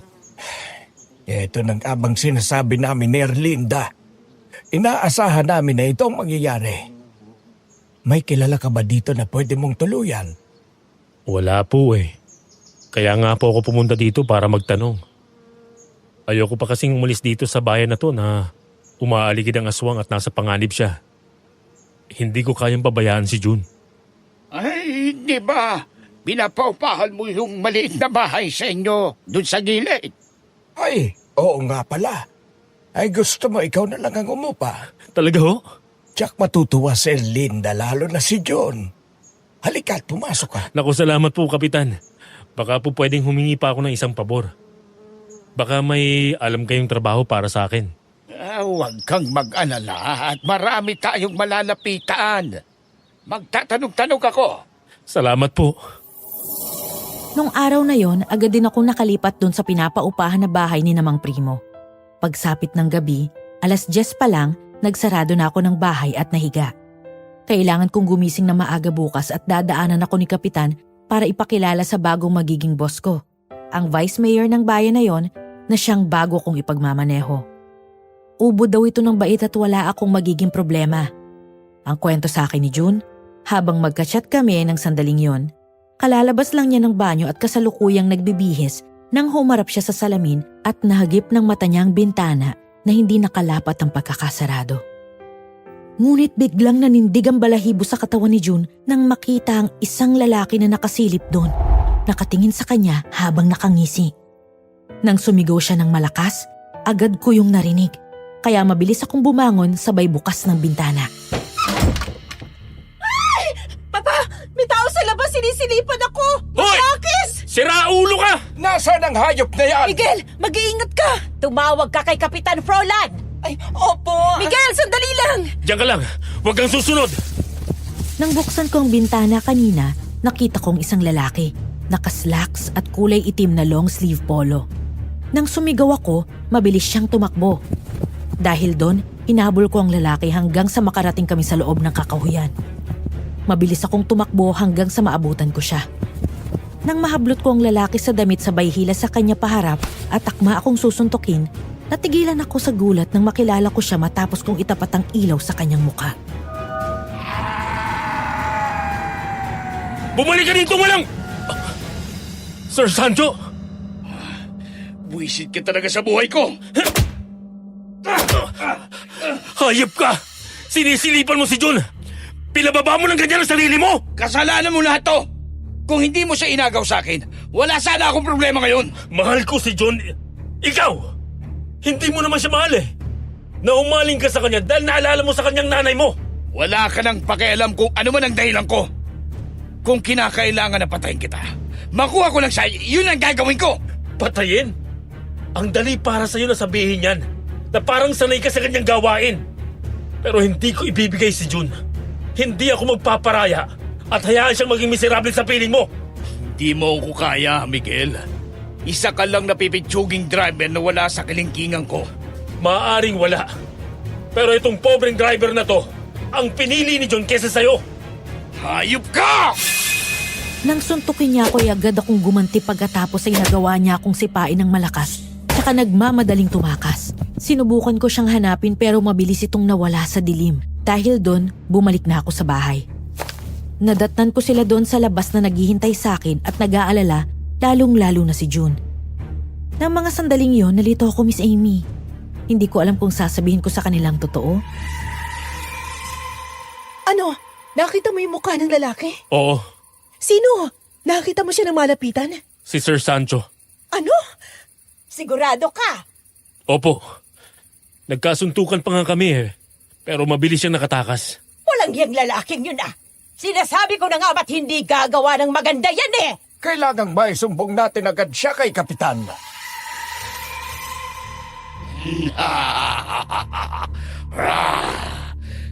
Sabi na sa'yong babalikan kita, hindi ba? Ang aswang! Pumasok kayo sa loob! Miguel! Ano gagawin mo? Miguel! Kahit anong mangyari, huwag kang lalabas. Mula sa kagubatan, biglang lumabas ang aswang mula sa makakapal na sanga ng puno. Mabilis ko silang pinapasok sa loob ng bahay habang ako naman, agad na dinampot ang maikling sibat na ginawa ni Mang Primo. Sa pagkakataon na yon, alam ko na ako ang pakay nito. Nang sinalakay ako ng aswang, mabilis akong tumakbo. Naabutan niya ako at sinunggaban kaya nabitawan ko ang hawak ko.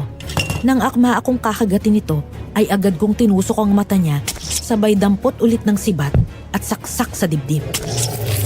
Malakas itong umangin pero sa halip na lumipad palayo, hinablot ako sa damit.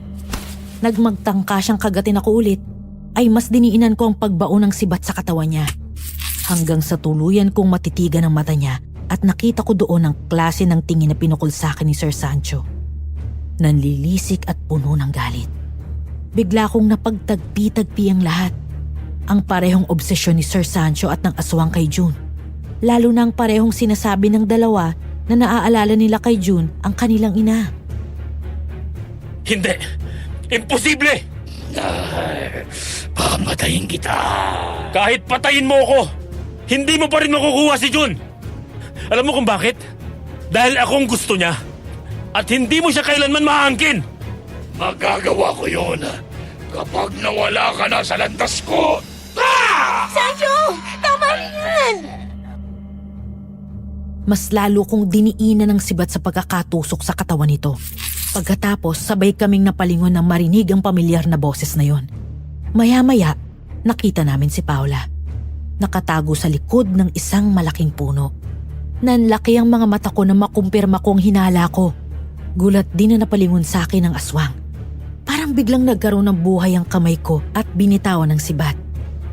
Sinasabi ko lang nga ba eh! Hindi pa tayo tapos! Walang iya ka! Kulang pa yan sa bilwism binigay mo sa akin. Tama na! Halika na! Lumayo ka sa kanya, demonyo ka! Magbabayaran mo ng mahal ang pag-traitor mo sa akin, Miguel. Magsisisi ka! Hinugot ng aswang ang mga kuko nitong nakabaon sa tiyan ko. Sunod ang sibat sa kanyang dibdib at nagmamadaling lumipad paalis. Si Paula naman, biglang nawala sa pinagtataguan niya.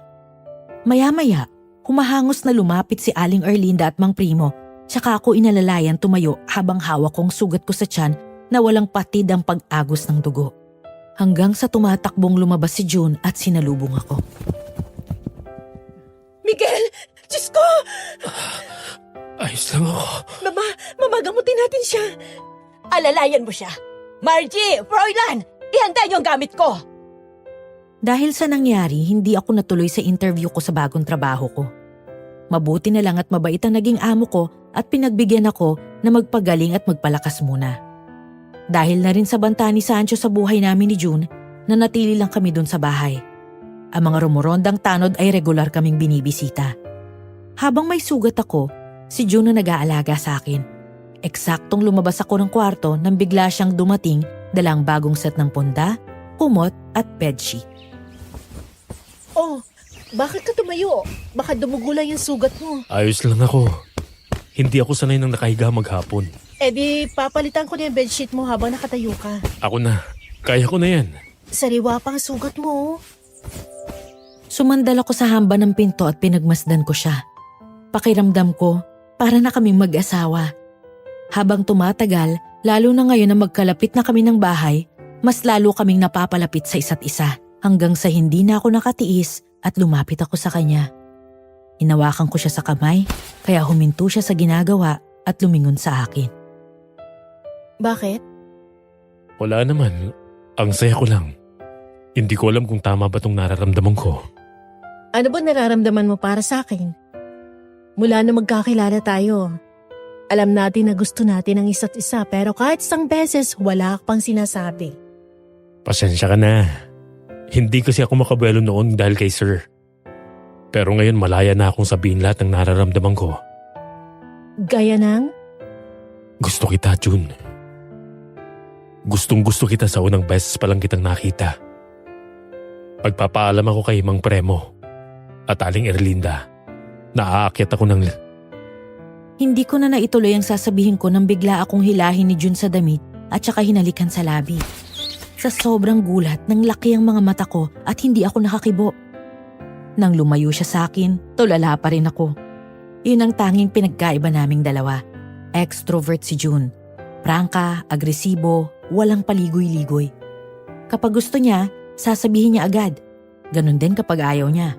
Ako naman, ang introvert sa amin. Mahiyain, madalas tahimik. Torpe. Hindi ko alam kung paano ako magsisimula ng conversation sa mga bagong kakilala. Lalo na sa taong gusto ko. Sorry, ang bagal mo kasi.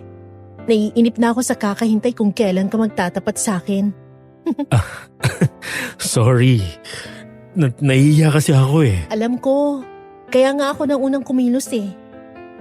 Gusto din kita, Miguel. Mula pa nung bagong dating ka dito sa bahay namin, mas nauna yata ako nagkagusto sa'yo eh. Talaga? Kapag pumupunta si Sancho dun sa tindahan, ikaw agad hinahanap ng mata ko. Ako rin. Ang totoo niyan, pumayag lang ako na iligaw si Sir sa'yo para makita at makausap ka. Masama mang pakinggan pero yun ang totoo. So paano yan? Nag-kiss na tayo eh di ibig sabihin. Eh di tayo na. Baka habulin ako ng itak ni Mang Primo eh. Siyempre hindi muna natin sasabihin sa kanila. Kunwari aakyat ka ng ligaw sa akin. Baka pagalitan tayo. Ayoko namang sirain ang tiwala sa akin ng magulang mo. Relax. Masyado ka nag-overthink eh. Sunod ka lang sa Agos, okay?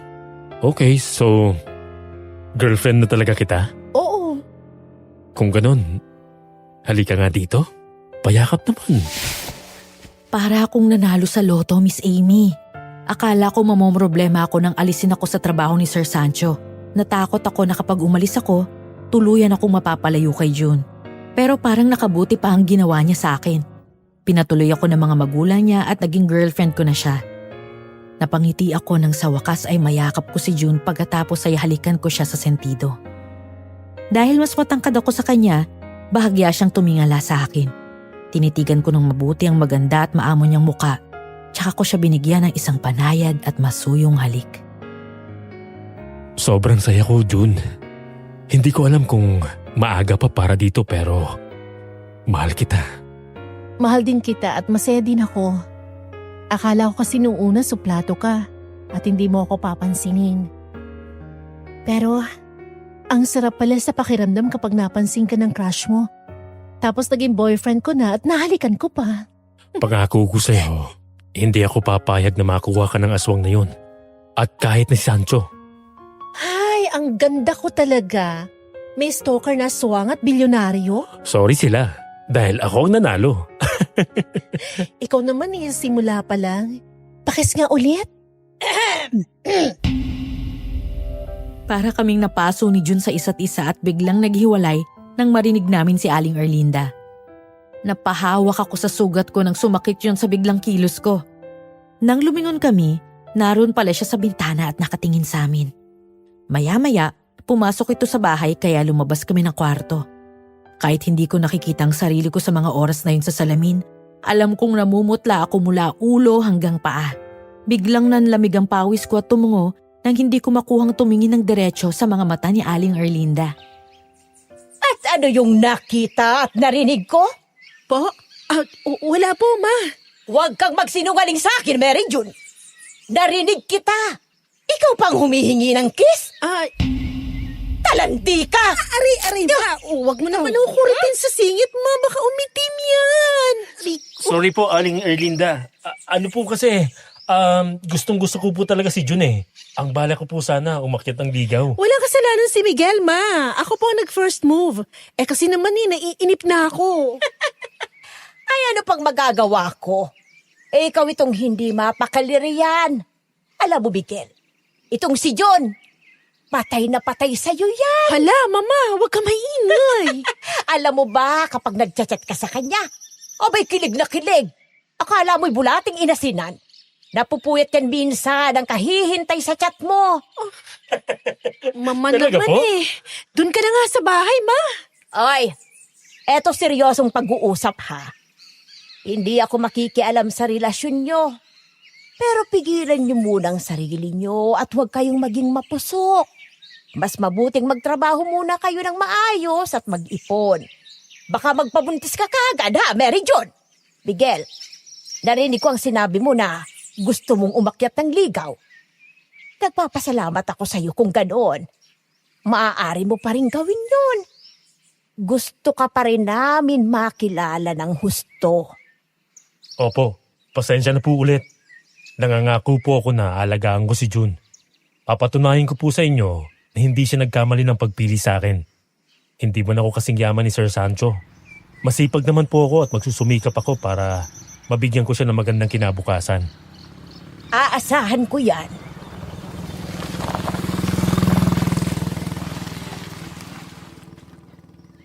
Pwede ka bang makausap? Ako? Oo. Wag na, ako nakakausap sa kanya. Sino ba yan? Sekretarya ni Sir Sancho, side chick. Alam mo bang nagubad yan sa harap ko dati? Ang akala yata niya makakita ko sa kanya. Hindi mo ginalaw o hinawakan? Hindi, promise. O sige, ako na bahala dito. Away babae to. Hindi nagpaawat si June. Sinundan namin siya ni Aling Erlinda hanggang sa labas ng gate. Tinanggal ni Paula ang sunglasses. Nakaitim siyang damit at makapal ang makeup. Nang makalapit si June ay tiningnan siya nito mula ulo hanggang paa, tsaka nauuyam na ngumiti at natawa. Ano bang problema mo? Gusto ko lang makaharap ng personal ang kinalolokohang babae at pinag-aagawan ni Sancho at Miguel. Ordinaryo ka naman. Walang special sa'yo. Hindi ka naman attractive. Hindi ka maganda. Hindi ka sexy. Anong nagustuhan sa'yo ni Sancho? Huwag mong sabihin na ikama ka niya. Yan! Pa-nice to meet you ko sa'yo. Hindi kita kilala pero obvious naman na balasubas yung pagkatao mo base sa dumi na bibig mo. Hoy miss, huwag mo ibibintang sa akin gawain mo ha. Hindi ako gaya mo na naguhubad sa harap ng lalaki at nilala ako ang sarili niya. Ako nang nakikiusap. Umalis ka na lang. Magpakalayo ka. Excuse me? Kayo ang dayo dito, kayo dapat ang umalis. Ano ba talaga ang pakay nyo sa anak ko? Bakit ba kayo nang gugulo? Hindi ho ako nang gugulo. Pinibigyan ko kayo ng pabor. Anong gusto mo? Mag-thank you sa'yo? Si Sancho ang aswang. Paula? Ano? Tama ako. Kaya sa una pa lang ay wala na akong tiwala sa kanya. Tama lang na pinalayo ko sa kanyang anak ko. Kapag hindi ka umalis dito, hindi ka niya titigilan. Uulitin ko yung sinabi ko kanina ha. Dito ako sa bayan na to ipinanganak at lumaki. Hindi ako aalis dito. Kung may aalis dito, kayo yon. Mahal ko si Sancho, pero baliw na baliw siya sa'yo. Mas lalong hindi siya aalis dito. Aba, edi itali mo sa bewang mo. Magpakagat ka kung gusto mo. Mabuti nga yun para tantanan niya na ako. Wala akong interes sa lalaking yon. At ngayon sinabi mo na rin ang totoo? Mas lalo ako hindi natatakot sa kanya kahit siya ang aswang. Yung iyon na kung gusto mo. Kung iniisip mong makikipag-agawan ako sa'yo, ay te, mali ka ng channel. Lipat ka sa iba. Pumasok na kayo sa loob. Halika na anak. Makakarating kay Kapitan to. Kinagabihan, ayon na rin mismo sa kwento ni Manang Ofelia, dumating sa mansyon si Paula at hindi niya alam kung saan ang galing. Bago ang gabing iyon, ay mainit na ang ulo ni Sir Sancho. Nakarating na sa kanya na pinatuloy ako ng pamilya ni June. Pero ang mas lalong nakadagdag sa galit niya ay nang sumugod sa mansyon si Kapitan kasama ang mga taong bayan na may daladalang sulo at sibat. Kasama ng mga ito ang mga pulis na may daladalang mahahabang baril. Nakarating na rin sa kanya na si Paula ang nagsabi ng kanyang lihim kay June. Dahil doon, tumakas sila ni Manang Ofelia at nagpunta sa cabin na nasa pusod ng kakahuyan. Nang gabing yon, nang makarating doon at pagpasok pa lang ni Paula, ay naririnig na niya ang malakas na angil ng galit na si Sancho. Kanina pa siya ganyan? Oo, at kasalanan mo lahat ito. Bakit mo sinabi kay June na siya ang aswang? Ang gusto ko lang naman, magising siya sa katotohanan na hindi siya mahal ng babaeng yon. Hindi ka dapat nakialam. Hindi mo siya dapat pinangunahan. Dahil sa ginawa mo ay nanganganib ang buhay ni Sancho. Paula! Umakyat ka dito ngayon din! Nanginginig sa takot at natataranta si Paula nang umakyat ito sa kwarto ni Sancho. Ganun na lang ang gulat niya nang pagbukas niya ng pinto, ay salubungin siya ng paglipad ng mamahaling vase. Agad siyang nakaiwas kaya tumama yun sa pinto. Biglang nanlaki ang mga mata niya sa takot nang magpalit ng anyo si Sancho at naging aswang. Lumipad ito palapit sa kanya at pagkatapos ay sinunggaban siya sa baba. Nang umangat ito sa sahig, sinama nito si Paula. Traidor! Pinagkatiwalaan kita pero ikaw rin pala ang magkakanalo sa akin. Pero bakit sinabi mo kay June ang totoo? Dahil nahihibang ka na. Nahuhumaling ka sa babaeng ni ayaw kang tapunan ng tingin. Si Miguel ang mahal niya at hindi ikaw. Tanggapin mo na yon. Samantalang akong narito at nagpapakaalipin sa'yo ay hindi mo maambunan ng konting pagmamahal mo. Tinanggap kita sa kabila ng katauhan mo. Mahal kita, Sancho. Mahal na mahal. Dati sa akin lang naman ang attention mo eh. Dati sa akin ka lang nahuhumaling. Bakit? Iniling ko ba sa iyo na mahalin mo ako? Alam mo na sa una pa lang kung ano ka sa buhay ko. Tama ang sinabi mo. Isa ka lang alipin ko. Kung ganon, pareho lang tayo. Kung hindi ka magiging akin, hindi mo rin makukuha ang babaeng yon. Sinira mo ang lahat ng plano ko. magbabayad ka!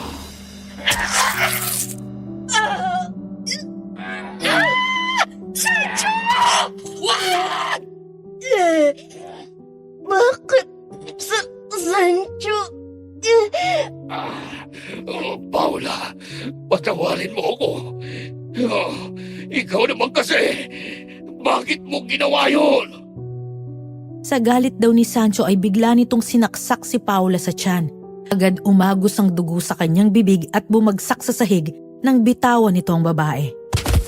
Doon lang siya natauhan at napagtanto ang ginawa. Nabulag siya sa labis na galit. Umiiyak na bumaba si Sancho at kinarga ang naghihingalong katawan ni Paula. Nang umubo siya ay lalong umagos ang dugo mula ron. Dahan-dahan itong inangat ang kamay at hinaplos ang muka ng aswang na buong puso niyang minahal. Mahal kita, Sancho. Kahit ano ka, minahal kita. Hindi. Paula! I'm sorry! Nabigla lang ako! Paula! Huwag mong sisihin ang sarili mo. Pareho natin alam na darating talagang araw na to na ikaw ang papatay sa akin. Huwag mo kong iwan, Paula. Please! Dadaling kita sa ospital. Mahuhuli ka nila. Hihintayin na lang kita sa kabilang buhay. Paula! Paula! Hindi! Paula! Paula! Ang sabi nga, nasa huli palagi ang pagsisisi. Huli na nang napagtanto ni Sancho ang halaga ni Paula sa buhay niya. Nang tuluyang malagutan ng hininga ang babae, ay kinarga ito ni Sancho at inihiga sa kama ng maayos. Pagkatapos, binuksan niya ang mga bintana at sumampa roon. Agad lumapit si Manang Ofelia at hinawakan siya sa braso. Ngunit agad nitong binawi ang braso at galit itong lumingon sa matanda. Huwag ka nang lumabas. Nagkalat ang mga tao sa labas at hinahanap ka. Huwag mo kong pakialaman. Tanda, kailangan kong makuha si John. Kung hindi ay mapapaliwala ang pagkamatay ni Paula. Mapapahama ka sa ginagawa mo! Anong magagawa ng mga taong yun sa isang gaya ko? At ikaw, huwag na huwag mong tatawagan ng Miguel Leon. Mananagot ka kapag sinuway mo ko! Oo! Napanatag kaming lahat ng sa wakas ay malaman na ng taong bayan ang katauhan ng aswang. Hindi na daw nila naabutan sa mansyon si Sancho at agad nakatakas kaya kasalukuyan na siyang hinahanap ng mga ito. Dahil sa pagliit ng mundo ng aswang ay napanatag kami.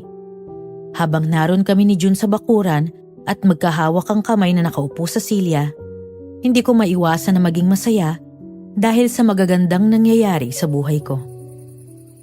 Tumawag na ako sa amin. Sinabi ko kay mama na wala na ako kay Sir Sancho at may napasukan akong bagong trabaho dito. Naibalita ko na rin sa kanila na may girlfriend na ako. Mag-iipon pa ako galing sa sisweldohin ko kay Vice Mayor. Tapos uuwi ako sa amin at dadalawin sila mama. Ang gusto ko sana, sumama ka para maipakilala kita. Sige ba? Anytime. Miguel, Bo, halika nga dito sandali at tulungan mo akong buhatin itong pang-ihaw. Hindi ako makatungo gawa ng rayuma ko. nandiyan na po. Sandali lang, love, ha? Sige. Agad akong tumayo at tumakbo palapit kay Mang Primo. Kinuha ko ang pang-ihaw at nilabas yun doon sa bakuran. Nang may ayos ko na yon, ay agad akong bumalik sa pwesto namin. Papalapit pa lang ako nang manlaki ang mata ko sa gulat nang mula sa likod ng makapal na halaman ay biglang lumabas ang aswang at hinablot si Jun tsaka tinangay at lumipad palayo. Miguel! Papa! Tulong! Sa wakas ay nakuha na rin kita. Jun! Anak! Tulong mga kapitbahay! Kinuha ng aswang ang anak ko! Miguel! Miguel! Ang anak ko! Alam ko kung saan siya dadalhin. Susundan ko siya, Mang Primo. Saan yon? Naalala ko na po. May bahay siya sa pusod ng kakahuyan. Walang ibang mapupuntahan yun ngayon kung hindi doon. O sige, tatawagan ko agad si Kapitan para sumunod siya sa'yo. Miguel, dalhin mo itong itak at itong bote na ito. Isabi mo yan sa kanya at siya kung nabistuli ang asido at malalapnos ang balat niya. Patayin mo ang aswang at ibalik mo sa akin ang anak ko. Nakikiusap ako sa iyo, Miguel! Makakaasa po kayo. Dala ang mga armas na binigay ni Aling Erlinda. Baon ko rin sa mga sandaling yon ay ang mataimtim na dasal at lakas ng loob. Tumakbo ako papasok sa madilim na kakahuyan, dala ang flashlight na tanging nagsisilbing liwanag ko roon. Hindi nagtagal, nakarating ako sa cabin. Tama ako. Naroon nga sila dahil sa labas pa lang ay naririnig ko na ang malalakas na sigaw at iyak ni June. Nagmamadali akong pumasok at sinira ang pinto. Pinilit ko yung buksan pero agad akong hinarangan ni Manang Ofelia nang paakyat na ako ng hagdan. Anong ginagawa mo dito? Umalis kayo dyan, Manang! Pabayaan mo na siya kay Sancho! Matagal mo na palang alam na demonyong hayop na yon. Pero kinusinti nyo! Dahil anak ko si Sancho. Ako ang totoong nanay niya. Binuntis ako ng daddy niya dahil hindi sila nagkaanak na mag-asawa. Pero ang walang hiyang babaeng yun ay isa palang aswang. Isang manananggal. Ginawa niyang aswang ang anak ko, kaya siya nagkaganyan. Wala akong pakialam sa mga dahilan nyo. Dahil papatayin ko pa rin siya kapag sinaktan niya si June. Sa galit ko, tinulak ko si Manang sa gilid at tumakbo ako paakyat. Pagbukas ko ng pinto, naabutan ko ng nakahiga sa sahig si June. Nasa ibabaw na niya ang aswang. Umiiyak sa takot si June habang pumipiglas. Galit na galit akong lumapit sabay saksak sa likod ng aswang. Hindi isa, kundi dalawang magkasunod. Dahil doon, bumagsak ang aswang sa sahig. Nagmamadaling bumangon si June at yumakap sa akin. Alam kong susugod ka dito, Miguel. Ano bang dahilan mo? At ginagawa mo to? Bakit mo pinipilit ang sarili mo kay June? Mahina ako noong bata pa ako.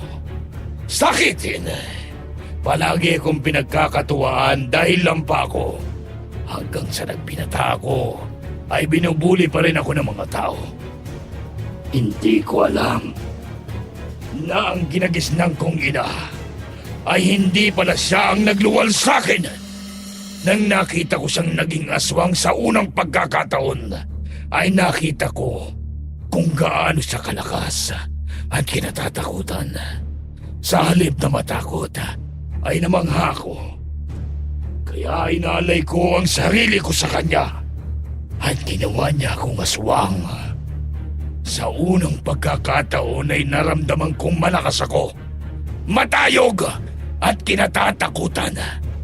At ang mga umilipusta sa akin, pinatay ko silang lahat. Wala akong pinagsisisihan dahil utang ko sa kanya ang buhay ko at ang lakas ko. Pero pinatay siya ng mga taong bayan. At ang mga mababangong bulaklak na ito ang nagpapaalala sa akin sa kanya. Ang amoy niya na tanging kay Junko lamang ulit na amoy. Nang dahil lang doon, halos sirain mo ng buhay ko. Sira ulo ka na talaga. Hindi ko rin maintindihan ang sarili ko, June. Dahil hanap-hanap ko ang amoy mo, June. Baliw na akong baliw. Pero pakiramdam ko ay nasa tabi ko lang uli si Mami kapag narito ka. Hindi mo ako mahal! Na-obsess ka dahil naalala mo lang sa akin ang nanay mo. Dahil nangungulila ka sa kanya. Dahil ang totoong pag-ibig hindi pinipilit. Tama ka. Kabaliwan ang tawag dyan. At huwag mong itulad si June kay Paula. Gaya ng sinabi ko sa'yo noon, hindi ako papayag na gawin mo siyang laruan. Narito ka sa pamamahay ko. Kaya kaya kong gawin ang anumang gusto ko. At wala ka nang magagawa pagpatay na itong lalaking pinagmamalaki mo. June, tumakas ka na. Tawagin mo sila, Kapitan. Agad akong sinalubong ng aswang nang lumipad siya palapit sa akin at inundayan ito ng saksak. Tumakbo si June papunta sa pinto pero biglang humarang si Manang Ofelia. May dala itong patalim at sinubukan saksakin si June. Nakaiwas siya at nagawa niyang manlaban.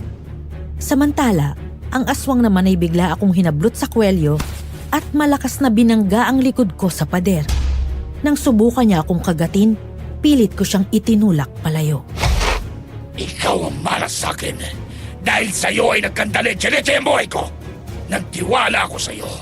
Pero kinalaban mo ko. Ngayon, magbabayaran mo ang lahat ng ginawa mo sa akin. At magbabayad ka rin dahil sa mga inosenteng buhay na pinatay mo! Hindi ako papayag na saktan yung anak ko! Isa ka pa! Naturingan kayong dalawa ng nanay niya pero kahit isa sa inyo, walang itinurong tama! Kaya lumaki sira ulo yung anak mo dahil na rin sa kagagawan mo, konsentidora! Ikaw ang may kasalanan ng lahat ng ito! Ikaw!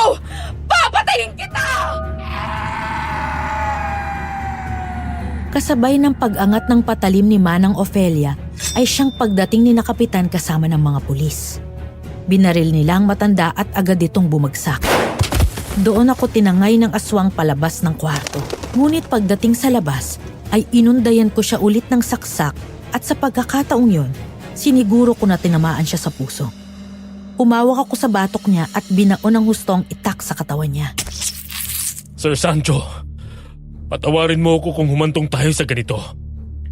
Hindi ko po kakalimutan ang kabutihan niyo sa akin. Ngunit hindi po tama na may madamay ng mga inosenteng tao. Lalo na si Jun. Wala siyang kasalanan. Hindi niya dapat nararanasan ang ganitong kagulong buhay. Tama na. Magpahinga na po kayo. Miguel! Miguel! Mga kasama! Saluhin niyo si Miguel! Nang mabitawan ako ng aswang ay sabay kaming nahulog. Bumagsak siya na wala ng buhay habang ako ay ligtas na nasalo ng mga tanod at pulis. Nang ibaba nila ako ay tumakbo sa akin si June at yumakap ng mahigpit. Natakot ako. Akala ko mamamatay na ako eh. Hindi ko hahayaan na mangyari yon. Kayo natapos na rin. Wala nang manggugulo sa bayan na to. Salamat sa Diyos at ligtas ka. Mahal na mahal kita, Miguel. Mahal na mahal din kita, June. Teka, ayos ka lang ba? Oo, may konting galos lang pero ayos lang. Ikaw? Ganun din ako. Miguel, maraming salamat sa tulong mo para mapatay ang aswang. Utang namin sa iyo ang katahimikan ng bayang ito. Walang anumang, Kapitan. Ginawa ko po yun para kay June. Ay, huwag kayong mag-alala. Susunugin namin ang katawan ng aswang na ito para matyak na hindi na siya mabubuhay pa. Halika na at ihahatid ko na kayo. Tsak na nag-aalala na ang nanay nyo. Miss Amy, matapos ang gabing yon, wala nang ang aswangang gumambala sa bayan na itinuring ko na rin na ikalawa kong tahanan. Makalipas ang ilang buwan, sa wakas, nakauwi na ako sa amin at naipakilala ko na si June sa buong pamilya ko. Masaya ako dahil malugod nilang tinanggap ang babaeng bumihag sa mahiyain kong puso. Hindi ko ikakaila na nanghihinayang ako sa naging katapusan ng buhay ni Sir Sancho. Bahagi ng damdamin ko ay may lungkot na sa mga kamay ko siya namatay. Ngunit kailangan kong ipaglaban ang pagmamahala namin ni June. Dahil naniniwala ako na ang totoong pag-ibig ay kusang nararamdaman at kusang dumarating sa tao sa tamang oras, sa tamang pagkakataon. Ang pagmamahal ay hindi mo maaaring ipilit sa ibang tao. At minsan, dahil sa pagtingin mo sa iba na inaakala mong tama, hindi mo namamalayan na ang totoong tamang tao sa buhay mo ay nariyan na pala ngunit hindi mo lang pinapansin. Sana ang nangyari kay Sir Sancho at Paula ay kapulutan natin ng aral. Bigyan natin ng tamang atensyon at pagmamahal ang taong kailanman ay hindi tayo iniwan sa hirap at ginhawa. Huwag nating hayaan na makita ang kanilang halaga kung kailan huli na ang lahat at wala na sila. Hanggang dito na lamang po at maraming salamat po sa inyong pagsubaybay. Nagmamahal, Miguel.